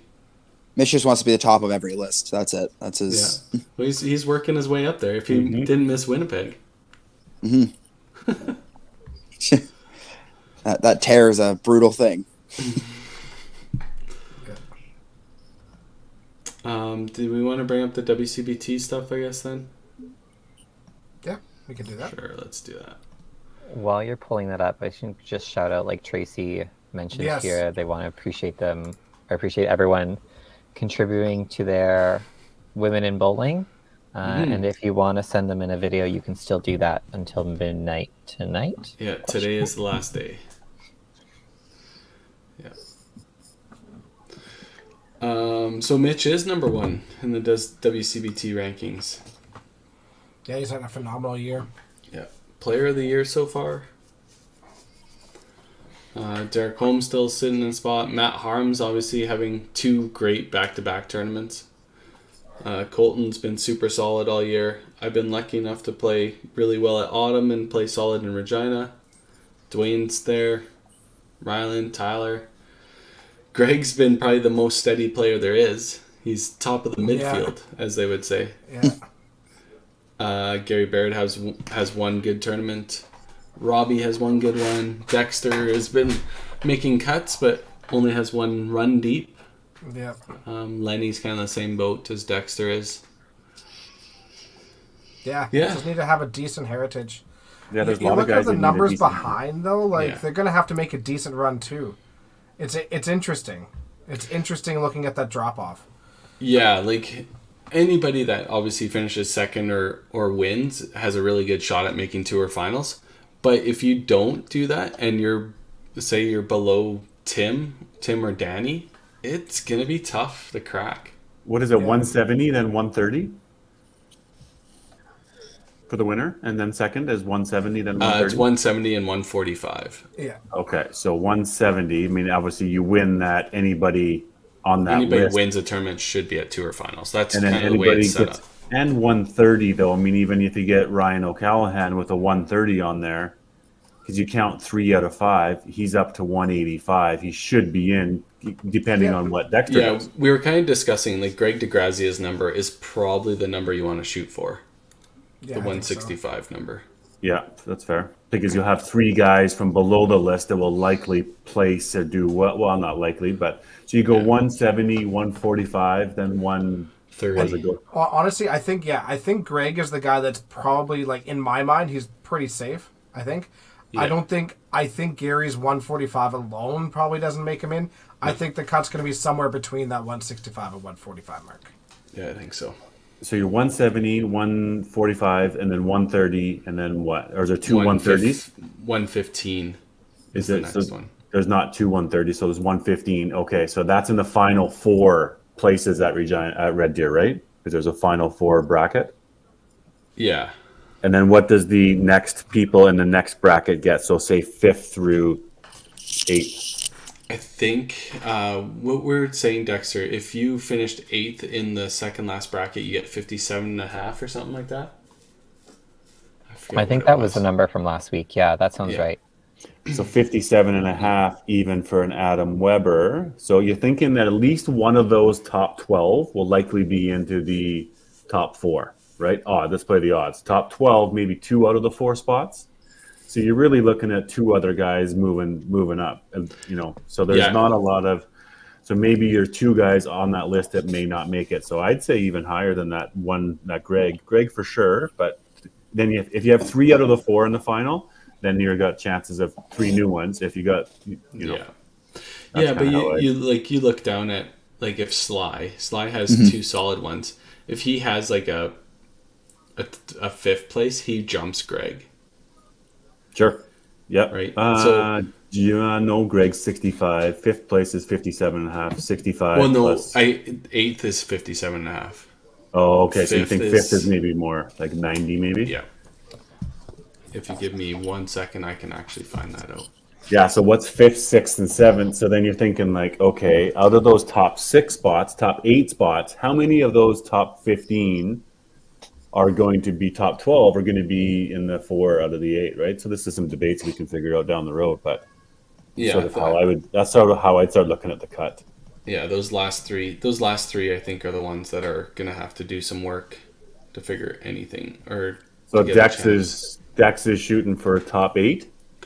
Yeah, so 5th is 100, 6th is 90, 7th is 80, and 8th is 70 points. And then after that is like there's ties, right? Because they're pods. So then it's like 62.5 for 2 places, 52.5 for 2 places, 42.5, 32.5. So it drops off fairly fast after that. So if you make the final 8 pod, you get 70 points no matter what. So then that puts you 70 points. Let's say 165 is the mark. So anybody above 95. So Sylvain. So yeah. I would say you would have to be in Tim or Sylvain's spot if you're making that final 8. If you're going to get top 4, then you can be a little bit farther down. But yeah, fair. Like your Danny, Bradley, and Nelson. And even a guy like Schultz down there, right? He's only played 1 event. Justin Langrock, they've only played 1 event, so they have to play a second one. Yeah. Yeah. I mean, they're not in anyway, so. Yeah, they technically wouldn't be. If they didn't play again, they wouldn't. But their top 8 doesn't likely get them in. No, they would need a top, right? Just because, top 2. again, the likelihood of those people that are 20 spots above are all coming to play. I mean, we don't know that, but most of them are likely coming to play, and they could better their scores. Yeah. Do we know what the record is for points in a year? Like what our highest points total is for player of the year? Let's take a look at it.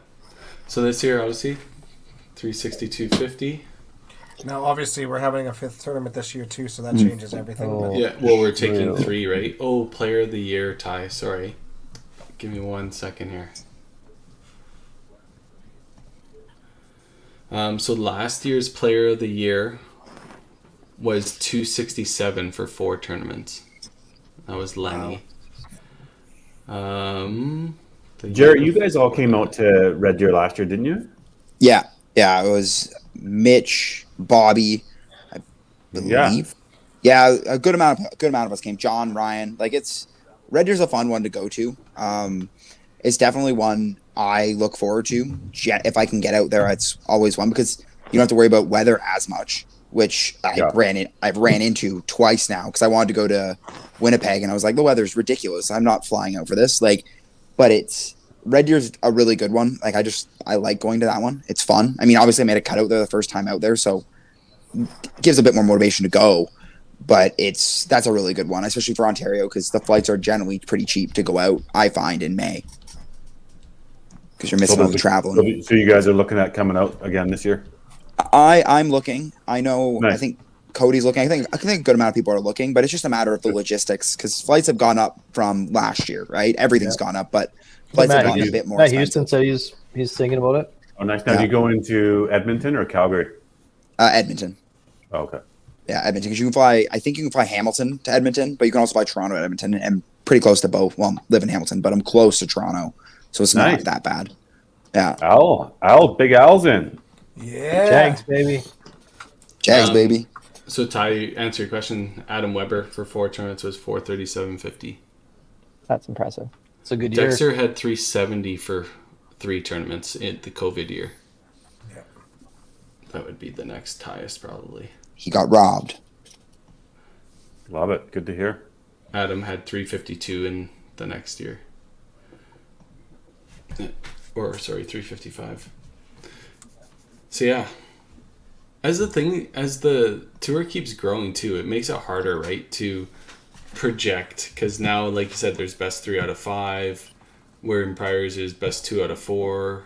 The very first year it was just total points. It didn't matter how many tournaments you played. Keeps evolving.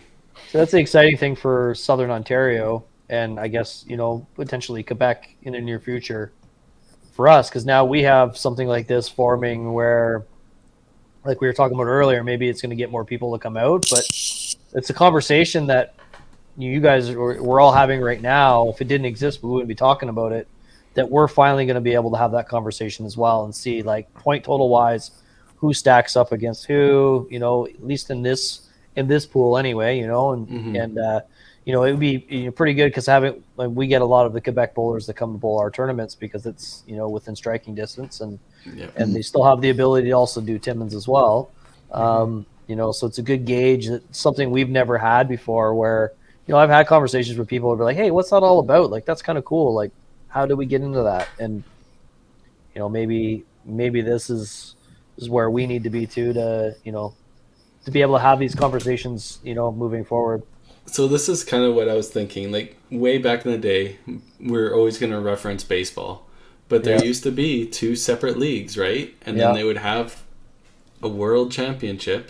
It's still formatted that way for whatever reason with baseball. But what would you do in the case if someone was in the top of both? Right, and that's where we run into the issue: is what if Mitch Davies? He's not even on the list for what would have been a club tour one. He's not even on. No, he's not even on he wouldn't have been. Which is I think it's crazy. Like, that's crazy that he's not there. But he would be the prime example, right? 100%, him and Greg play everything, so they would probably be the 2 guys that would be on both lists. Yeah. What would you do with their situation? I don't know. Make them declare. Yeah. Well, there we go. Yeah. Just go, hey, which one are you going to root? If you're on both, who are you going to play for? And then make them choose, or in the beginning of the season. So that way, for you guys, if you did it that way, you guys can go, okay, there's 2 more spots because Greg and Mitch aren't doing it. Yeah. The WCBT is clearly easier. Hey, Al? Yeah. See, that just shows how many better bowlers we have in Central Canada. Yeah. We think we're all good out here, out in the West. I mean, Mitch Davies can win our tour, but he can't. He's 37th on the club tour. Yeah, his wall doesn't have nothing but club tour event championships on the wall. Right? Yeah. Yeah. He's probably just gotten sick of it, right? So he just doesn't try anymore. I guess we could always just go look at like the C5 Open Nationals and see how many like men's team titles have won across the country over the last 30 years. They already did that. Maybe determine on like who might be the better place. I don't know. Yeah. I guess that's one way to do it. Oh, yikes. No. So this has been a great podcast, guys. Anyone? Just try to take the bait. Yeah. Nobody's lighting there, right? No. No. I'm withholding any opinions since I don't bowl that stuff. So Jeff, you got to let us in. Obviously, there's been some comments. What's on your wall behind you? Oh, what are you talking about? Your new wallpaper. Oh, I'm glad you asked. See if I can just, maybe pull one of these bad boys off here. Here we go, right here.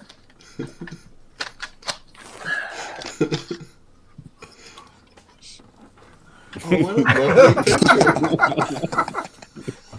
A second here. I just want to make sure everybody can see this. Wow. Look at this idiot. Yeah.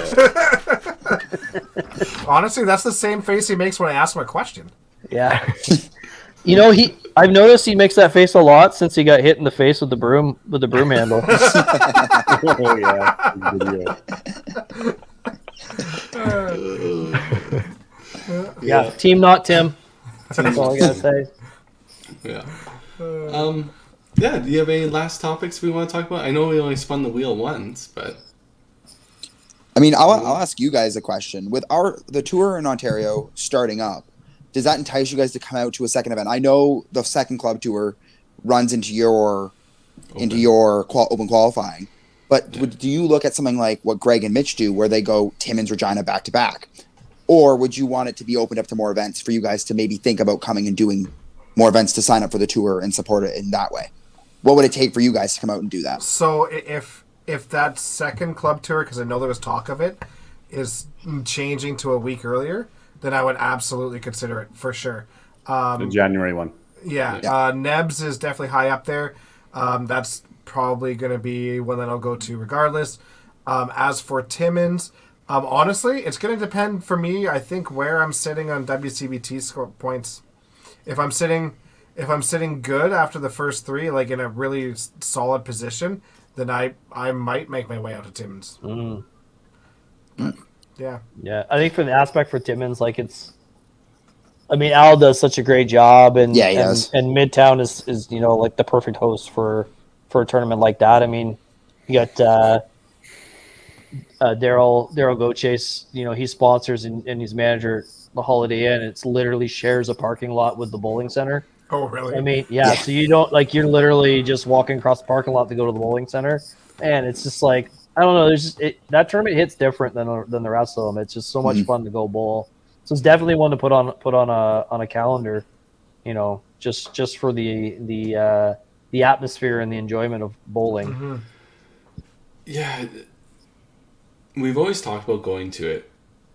It's just how do you take the extra it's 2-3 days of week. travel, right? Because even this year it was notorious. There was lots of delays and stuff like that. So we got to pre-plan that those extra couple days. Need to charter a plane. Funny thing, Jen, I looked into this. It is not fucking cheap. No, it's not. No. You need deep pockets. It's like 23-24 grand, and that's one way. The E5 won't buy a bus, but now you buy a friggin' plane? Get out of here. It's like I knew that's where you were going with that. $6,000 an hour or something like that. Al, if you send e-checks, you don't have to worry about mailing them. For me, for traveling, I mean, obviously getting older and, not being able to go everywhere, but I would probably travel to a second club tour once it becomes a Canadian-wide tour. And the reason is because I would choose which Western ones to play, and I don't necessarily would always do the Autumn Open because it's a Thanksgiving and it's a family. Maybe there's a Vancouver or there's in the mix in the September. Does it become a 10-event national tour? And then you got to go to 3 or 4 of them, or maybe 10's aggressive. But you know what I mean? Like there's already 5 right now. It's not going to be that aggressive, right? There's going to be not 9. aggressive. You know what I mean? So then I would start to pick and choose, and I may not go to, Regina. I would go to Timmins, right? And so I would pick and choose. So that's where I see that my second one out east would get, right? That just is officially moving to a national tour where it's all one common combined stats. What if we kind of 3, 4, 5 years down the road? Yeah. What if we took going back to golf again, take an idea and having maybe four tournaments in a year. It'd be tough to do, tough to designate, but 4 tournaments in a year where they'd be considered majors. You know what I mean? And then you have say, one in Alberta, one say Manitoba or Saskatchewan, one Ontario, maybe one in Quebec or whatever.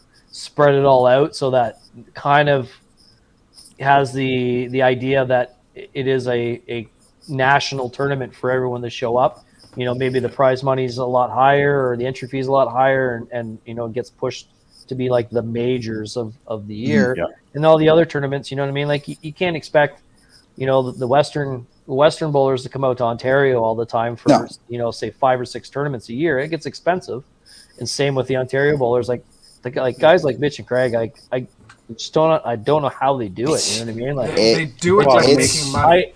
It's not easy. But I mean, that's one part of it too. But I mean, when I bowled Duckpin in 2015, I played 6 out of the 7 tournaments, and sure, there was a money commitment there, but it was the time commitment. Whereas, as soon as you're done bowling, you already have to plan for the next one, and if you don't have anyone going with you, it's super expensive, and you know what I mean. Like it just the commitment to that is crazy. So to expect a large population of a bowling community to do that is not saying it's impossible to ask for, but it may be a bit much. But if you can have, say, a few tournaments every year, I mean, everyone gets geared up to bowl the Open Nationals or Masters Nationals or whatever. Like, why can't we have the cash tournament version of that, where we have, say just throwing the number out there, 4 tournaments, 3 tournaments, or whatever, where it's just like, yeah, these are the big boys.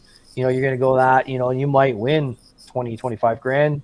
If you win, that's going to bring the whole country out. I mean, that was a great draw for Club Tour, where we've had, a presence of Western bowlers we've never had before. Yeah. Because it was going to be such a big tournament and it was in a great venue.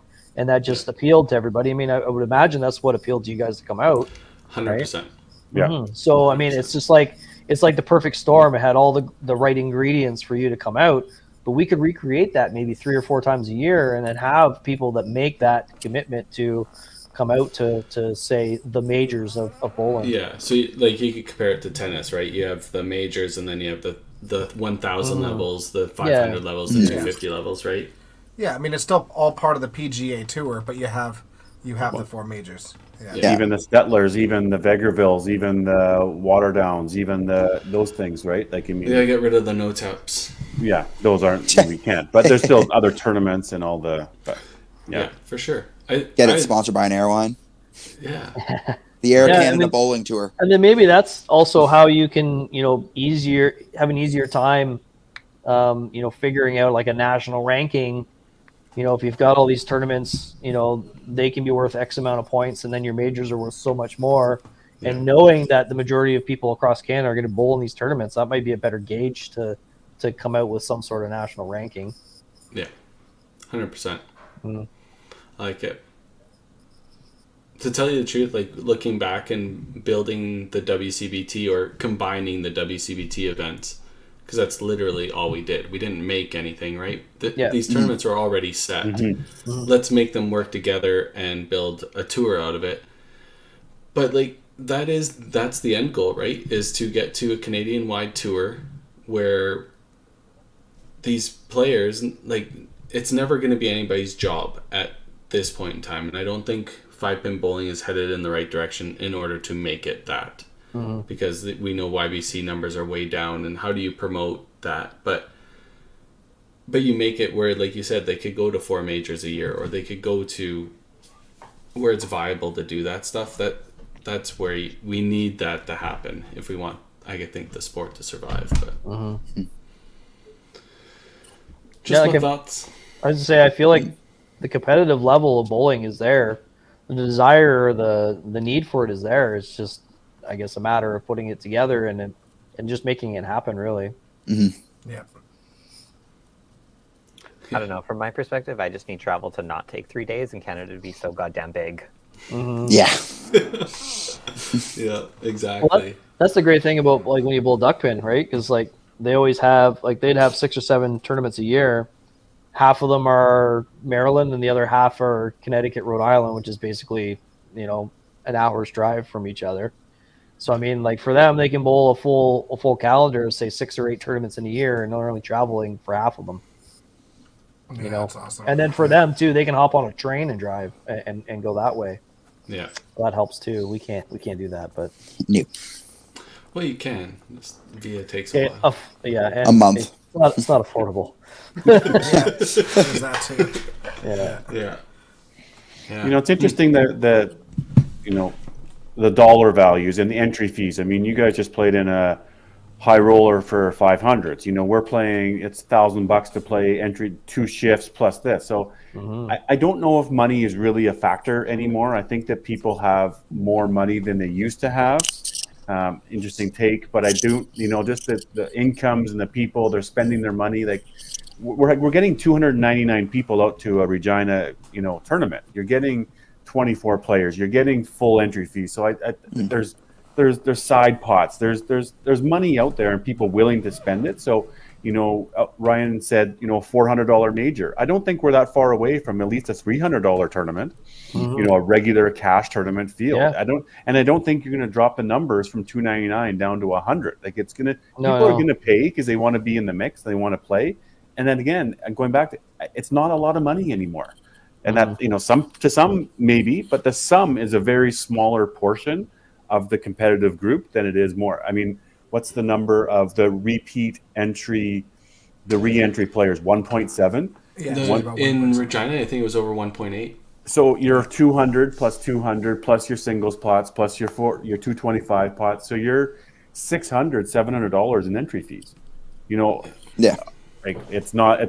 Sorry, but the money's not necessarily the issue for people, the deterrent anymore, right? I think So- the travel is the major issue. Yeah, the really travel do. is one, like Tyler said, the time when you're going is a lot. Like I was supposed to go to Regina and I had Wednesday to Monday off.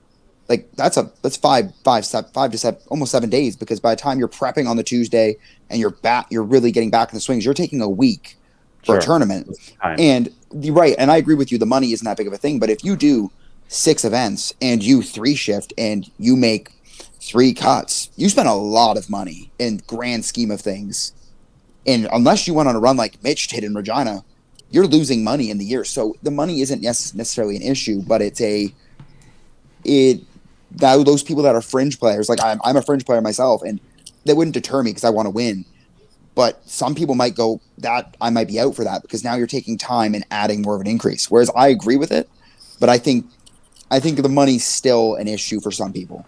Like I think But at the least small- younger I thi- people, I just think it's a smaller percentage. a of smaller people percentage, that- but younger Yeah. people who Yeah. aren't maybe working in a full-time $100,000 a year job, it's harder to come out for these events. Like, Mm. Yeah. Or how about if you're in a household where there's 2 of you bowling, and your entry fees are Yeah. your entry Now fees you're are doubling double, it all, right? for sure. yeah. Yeah. I mean, it's a thing for sure. Yeah, no, I think it's headed in the right way of the tour, of a national tour eventually in a couple of years. I think it's headed in the right direction for that. So I'm excited to see what happens for sure.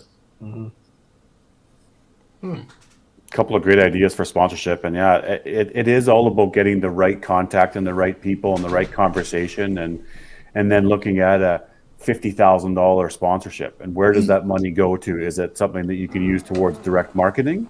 But then what's the end goal of this money? Like, what are you going to do with a big sponsorship? Like, what does it get you? A WestJet, what are they going to give you? They're going to give you a discount on a flight, so it's a 5% discount. They're not giving you a 50% discount. No, You know, no, They're absolutely going to give you $100,000. Well, what are you going to do with the $100,000? You're going to, equalize it out against all the players coming to tournaments. Well, you're not going to do that. Yeah. You're going to use it for marketing. Okay, well then now it's going to take. What's it going to do for you? 2 to 3 years to 5 years? Like, it's just marketing. There's so much that goes Yeah. into it. Like, I think if we were to do something like that, you'd want to model something like the UFC. The UFC has like a million main sponsors. It's like, this is the main drink sponsor, this is the main alcohol sponsor, this is the main XYZ. Maybe not $100,000, but you go to this, go, hey, you're going to be our main airline provider. $10,000. That's a random number, but you could go drinks. You could go to so many different areas and we're going to try and promote this amongst our bowling community. And bowlers are very good at supporting products. Well, yes, it weren't huge in numbers, but you could maybe, instead of getting one massive sponsorship, you could break it down into 12 smaller sponsorships, and then maybe work into bigger sponsorships for bigger roles. I think the one aspect that we really need to kind of touch on is, like, it's great to want to go and find sponsors, but we have to find value for the sponsors, which sometimes is tough, and budgets are probably a little tighter than they used to be today than they were yesterday. So I mean, like, for somebody like, say, like a WestJet or whatever, like, are they going to benefit from being a sponsor? Probably not. Like, they're not going to go. They're not going to gain very much from sponsorship. It's got to be give and take, right? Can't be just take. with them. We approached WestJet, and the main reason we got an answer as to no, they weren't willing to step up at this time is it wasn't an international spotlight. And that was the main thing I was going to bring up, is that, like, I always find that to be tough, because like cornhole's a big thing right now, right? And everyone's going on about, cornhole or curling or whatever. That could be us. It's like, but that is an international game that's played. We're not. But like, we're a heritage sport. It's way bigger than 10 pin is in Canada. Like, there's got to be a market for it. You look at Australia. So not Australia. You look at Ireland. Hurling is the biggest sport in Ireland. Who here has heard of hurling? Right? it's a singular sport that is massive at just in Ireland, but it's the biggest sport there is, and it's covered like crazy with tons of sponsorship, and it's only there. Yeah.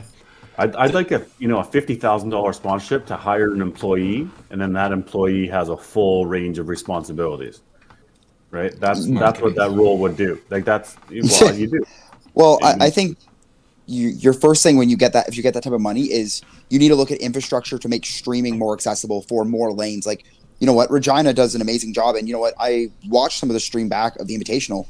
It was great quality, but there's only 2 lanes or 4 lanes at max. It's about being able to showcase the most amount of players in lanes at once with a good quality. And I think that's where that money would have to be invested first, would have to be put in the camera work, the people that are going out there. Like, the infrastructure is huge. I think that is where we lack. Like, we do with from where we were to where we go every year. Like, there's definitely growth. I watch a lot of the streams.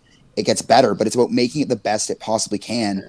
So someone like my parents my mom watches the stream tournaments when I'm not there, but she will be like, oh, the stream wasn't that good. It was unfortunate. You can't be having that if you want to be making it a big, like, projected sport. And that's where I think the next looking is infrastructure and making it the best we possibly can. Yeah, and if that's the case, it's gonna come down to someone on the center too, because the biggest thing that holds back a lot of the infrastructure is just capacities for bandwidth. Yeah. Right. So that would have to be a requirement for some of it. But that being said, when we get a major sponsor, we would be able to get equipment and make that happen, no problem. Yeah. Like, there's things that we could do really easy to make all of it accessible. But yeah. I know, like talking about watching bowling streams, I watch a crap ton of 10-pin bowling streams. Like, I've got a Bowl TV membership. I'm watching on YouTube all the time. And, I think, like, the 5-pin league has it right where there's commentating. I would absolutely love to have, something set up like Championship Bowling or Bowl TV where they have a qualification and they have, like Regina does well, where it has like the nests for every pair of lanes, where they can center on a couple matches or, a couple moments in a match or qualifying, where you literally have somebody sitting at a table away from the bowlers that's commentating, and that is their job. And, fielding chat, conversations and getting people engaged so they want to stay and you want to keep watching. Because let me tell you, like, when it comes to the 10-pin shit, I will watch that shit all day long. Like, you know what I mean? Like, and as a 5-pin bowler, a pure confession here, Regina being on, I watched a little bit of Regina. It's like, oh, Bowl TV's on for 10-pin. I'm going to watch that instead. And I'm a 5-pin bowler saying that. You know what I mean? Like, I'm watching my friends and then saying, nah, I don't want to watch them anymore, because I'm way more engaged watching the 10-pin stuff because I have someone talking to me the entire time. And, I can get up and I can go into the kitchen and grab something to eat, and I can still at least listen. Or I can have a conversation with somebody or sit on my phone or sit on a laptop or whatever, and it can be background noise for me because I can hear what's going on. I can hear if there's a big moment instead of having to watch the full time. Yeah, but that's the same way that we watch baseball. You watch baseball, but you're not always watching baseball, but you always know when something big happens. I have like 7 games on at a time, and I'm flipping, waiting for certain players, certain moments going on, and that's how I watch baseball. Yeah. But as you say, that's their job, right, Jeff? Like and that's the problem, right? Their job on a weekly event, is to go and do that. So that's what I'm saying. If that grant money or sponsorship money came in, that's somebody's job. Like their annual roles and responsibilities are to do all of these things, including go and get more money, right? Turn that 50 into 250. That's their job, right? Yep. So this is the infrastructure. Yeah, this is also the problem with Regina. Like, I love that they have 16 lanes of coverage because that's unreal. Yeah. But once the event is over, you can't rewatch it. She's gone. Yeah. Like, that's the sad part about it. And there's got to be a way we got to figure out. I know with Nest you can do recordings and stuff like that, so maybe that's something we'll work on in the future with them. But Yeah, I think that's the way to go. But for myself personally, like when it comes to like commentating or anything like that, like I would totally myself do it. I feel like I have enough personality and I definitely can talk about bowling that I would do it, except the one problem. I want to be bowling at all these events, right? So Yeah, exactly. you know what I mean? Like Yeah. I'm the if same way, Jeff. Yeah. yeah, I mean if I was hurt or something like that and I couldn't bowl, hell yeah, I'd pack up all my shit and go to the lanes and sit behind a laptop and literally commentate for the whole week. I would totally do that. We just need to find that same individual that is able to talk about bowling well enough. And let's face it, the ones that can talk about bowling are generally the ones that are bowling. But have that conversation of in depth, with the sport, understand who the personalities are and like know like, hey, this is a good matchup. These two guys are on this lane, and know to go there and talk about that and talk about it with knowledge. But it's hard to find that individual. I'd like to say we're there. I think we could be there if, like you were able to do it. Jill brings up an interesting point because that's 100% is a broker, and that's what we need. And love to talk to somebody that you're right. 80%, 85% is better than for sure. So there has to be a market for brokers that go and get sponsorships based off the viewers. I mean, we know that YouTube, how many views we've had. I think it was 4 years or something, or the number of viewers, like the subscribers. Like where's that next level of broker that does that job? So that's how curling got big, is that they got a broker to go out and find the sponsorships, and it blew up curling. And then they actually took that same broker, and I believe it was Bowl Canada that used them, and it just it's the wrong people. it just didn't pan out. It I'd did like not to know pan out the same. interview companies that do that. Like give me 5 brokers, and then let's interview these brokers and see what they can do for us. Obviously, like an injury lawyer, they don't get paid unless you get paid, right? Type of thing.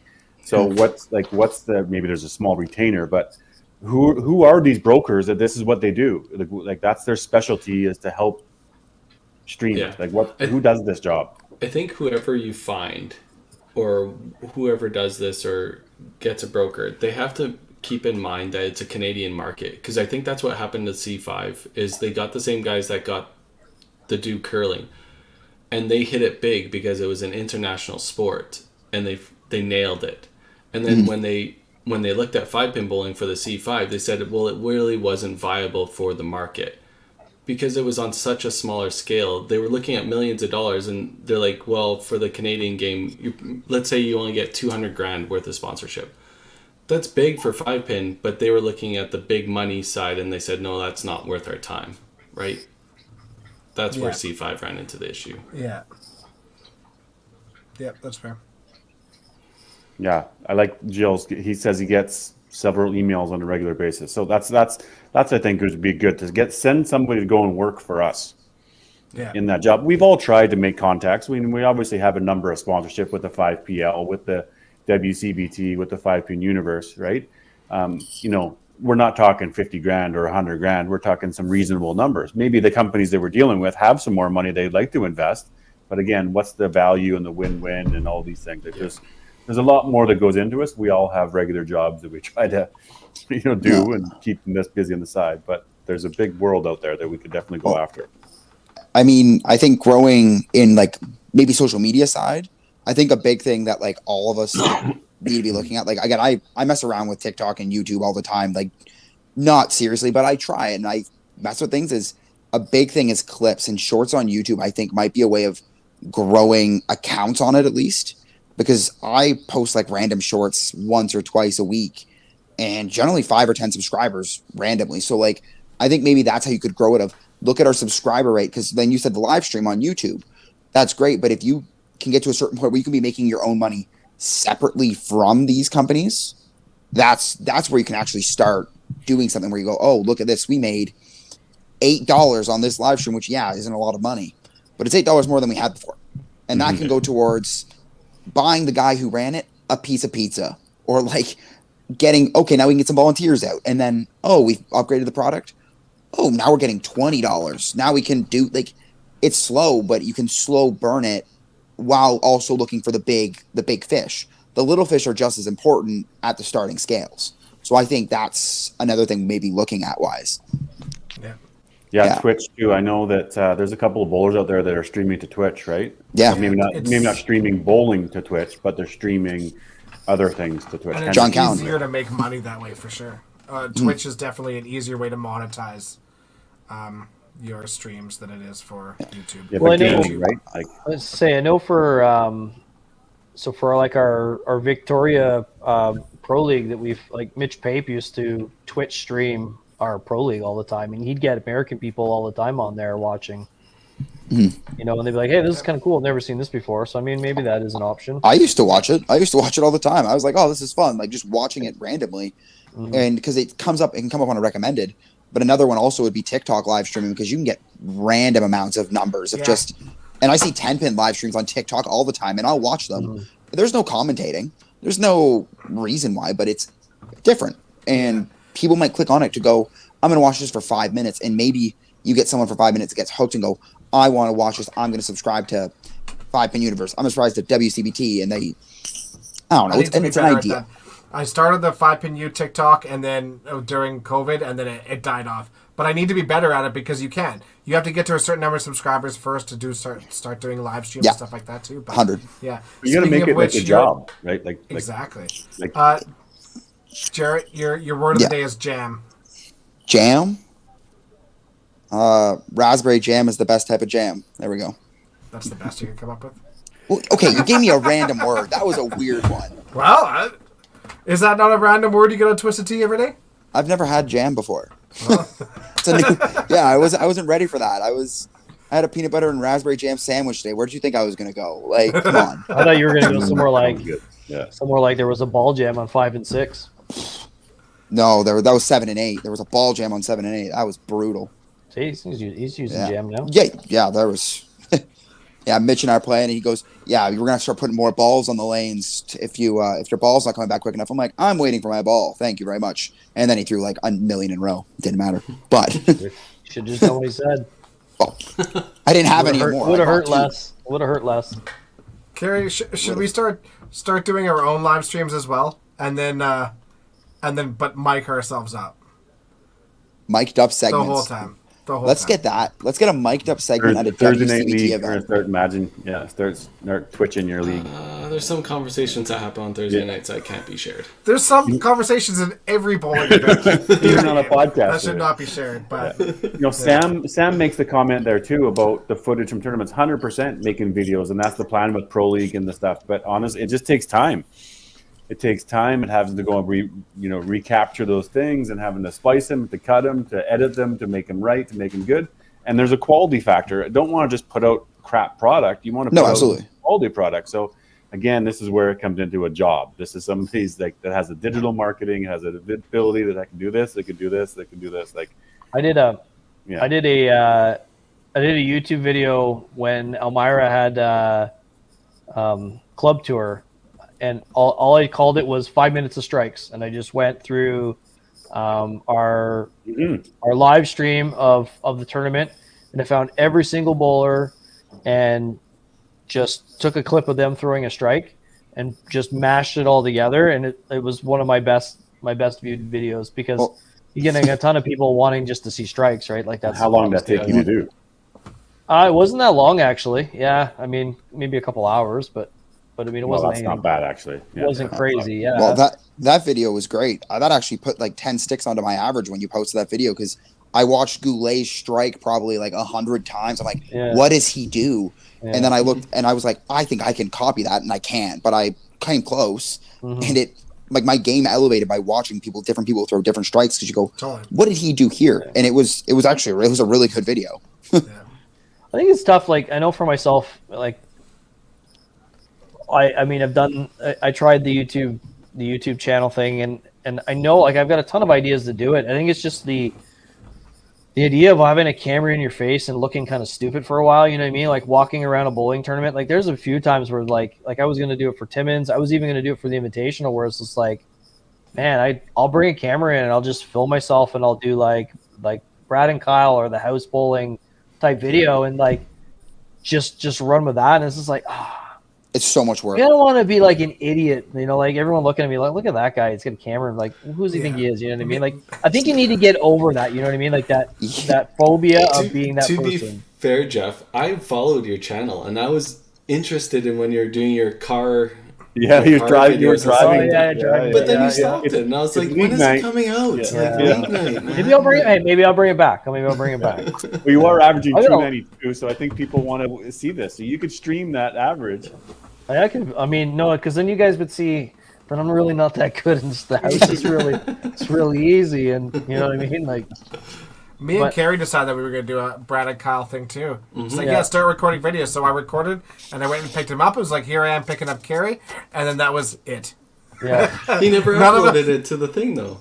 You never uploaded anything. I don't even think Yeah. you recorded yourself. 100% did. Oh, did you? I still have the video. Yeah, let's I see. gotta. Prove it to me. I'll look for it. So Jen bought me a camera for it and everything. Like, you know, I got all the stuff to do, and it just was like, there's that phobia of being that person walking around with a camera in your face. And like I see people all the time, like doing like, you know, like their video chats and talking on the phone, and I'm always like looking, I'm like, you just look like an idiot standing around. Like, just put the phone up your ear and talk to them like a normal person. Like I say it all the time. And like, then I don't want to be that guy either, right? Like just walking around with the camera, like, hey, look at me. Right. You know, I'm a freak. What are you doing? Jesus. I've been bowling. You know what I mean? Like, Yeah. No, Yeah, that's true. it's weird. I mean, like I have no issues in front of a camera. I have no issues talking clearly. But it's in a bowling alley. The last thing you want to be doing when you're qualifying or trying to qualify is worry about making content or recording anything, because you just want to be focused on the shots. You almost need somebody with you that's not bowling to record it, to be able to be like, hey, tell me about this. And then you don't really lose the mindset. But when you want to, the last thing I want to be on when I'm in a bowling alley is my phone. It's the last thing I want to be on. And or a camera or anything, because I don't need to be distracted. But if there's someone else, maybe it's a bit more feasible. Like if you, like Carrie and Dex, you guys said you were going to do something like that. You would have to do it that one shift Carrie's bowling. Dex is going to go around asking people's questions. Next shift Dex bowls, Carrie does the same thing, and you flip it. And you guys, and maybe you do it that way. You need two people that aren't, one not bowling, one bowling, that have knowledge of it, I think, maybe, to make it work. Yeah. I'm gonna bust it back out. I'm gonna, just for you, Carrie. I'm gonna bring it back. Come spare on a Thursday. I don't know when I'm gonna. I mean, I'm gonna be there almost every Thursday from now on, so I can. Yeah. Come spare. Come do a Thursday one. I'll I'm sure try I to can MJ do will that. do it. Thursday at Mountain, and then I'll do Monday at Victoria, and then we'll be able to see which house is easier to dispel Mitch's myth that Mountain's easier, because it's not. It's definitely Play more not. lanes is easier. No, it was easier. It's easy now, I think. Get Jeff I a think tripod. it's great scoring there. But yeah, I'm gonna do it. Carrie, I'm gonna do it for you. I'll ring that bell, Jeff. I'll watch. Okay. I think this is where we'll wrap it up, guys. This was actually really good. No, it was really good. We were supposed to do an hour and then banter about other things, and then we went to Youth Challenge 2023, and then we got to this, and we are an Sponsors. hour later. So we did good. Perfect. Once again, Jeff, obviously great bowling. You become clearly a great club tour player. Can't wait till you come out west again and play consolation events with me. Oh, for sure. Yeah, that'll be like old times, right? I'm in. Jarrett? I'm in. Congratulations on your win last year. Sorry it took us a Thank year you. to get you on, but Ah, nice to have better you. late than never. Thanks for having me. Yeah. Yeah. And watch 5PL this weekend. A short day for the home hardware division and a super long day for the Cargill division. So should be fun. Bombers and Dream Crushers are both playing. Not each other, though. One game each. You guys play at 10 o'clock. We play at 12. Or We you play at two two? No, games. this We is both 10, play we two play 11. games. Yeah, this is the 2-game week. Yeah. Oh, you guys play two? So do you. No, we don't. Yeah, you do. No, we don't. We play one Well, game. then you better talk to Steven because he screwed up your graphic then. Oh, okay. Yeah, no, we only play one game against Misfits. Okay, yeah. Then the graphic is wrong. Okay. Well, but Just a I heads haven't up. I haven't checked and organized the commentators and all that stuff for the weekend yet, so Okay, we'll figure out how that's all going to work. So Okay.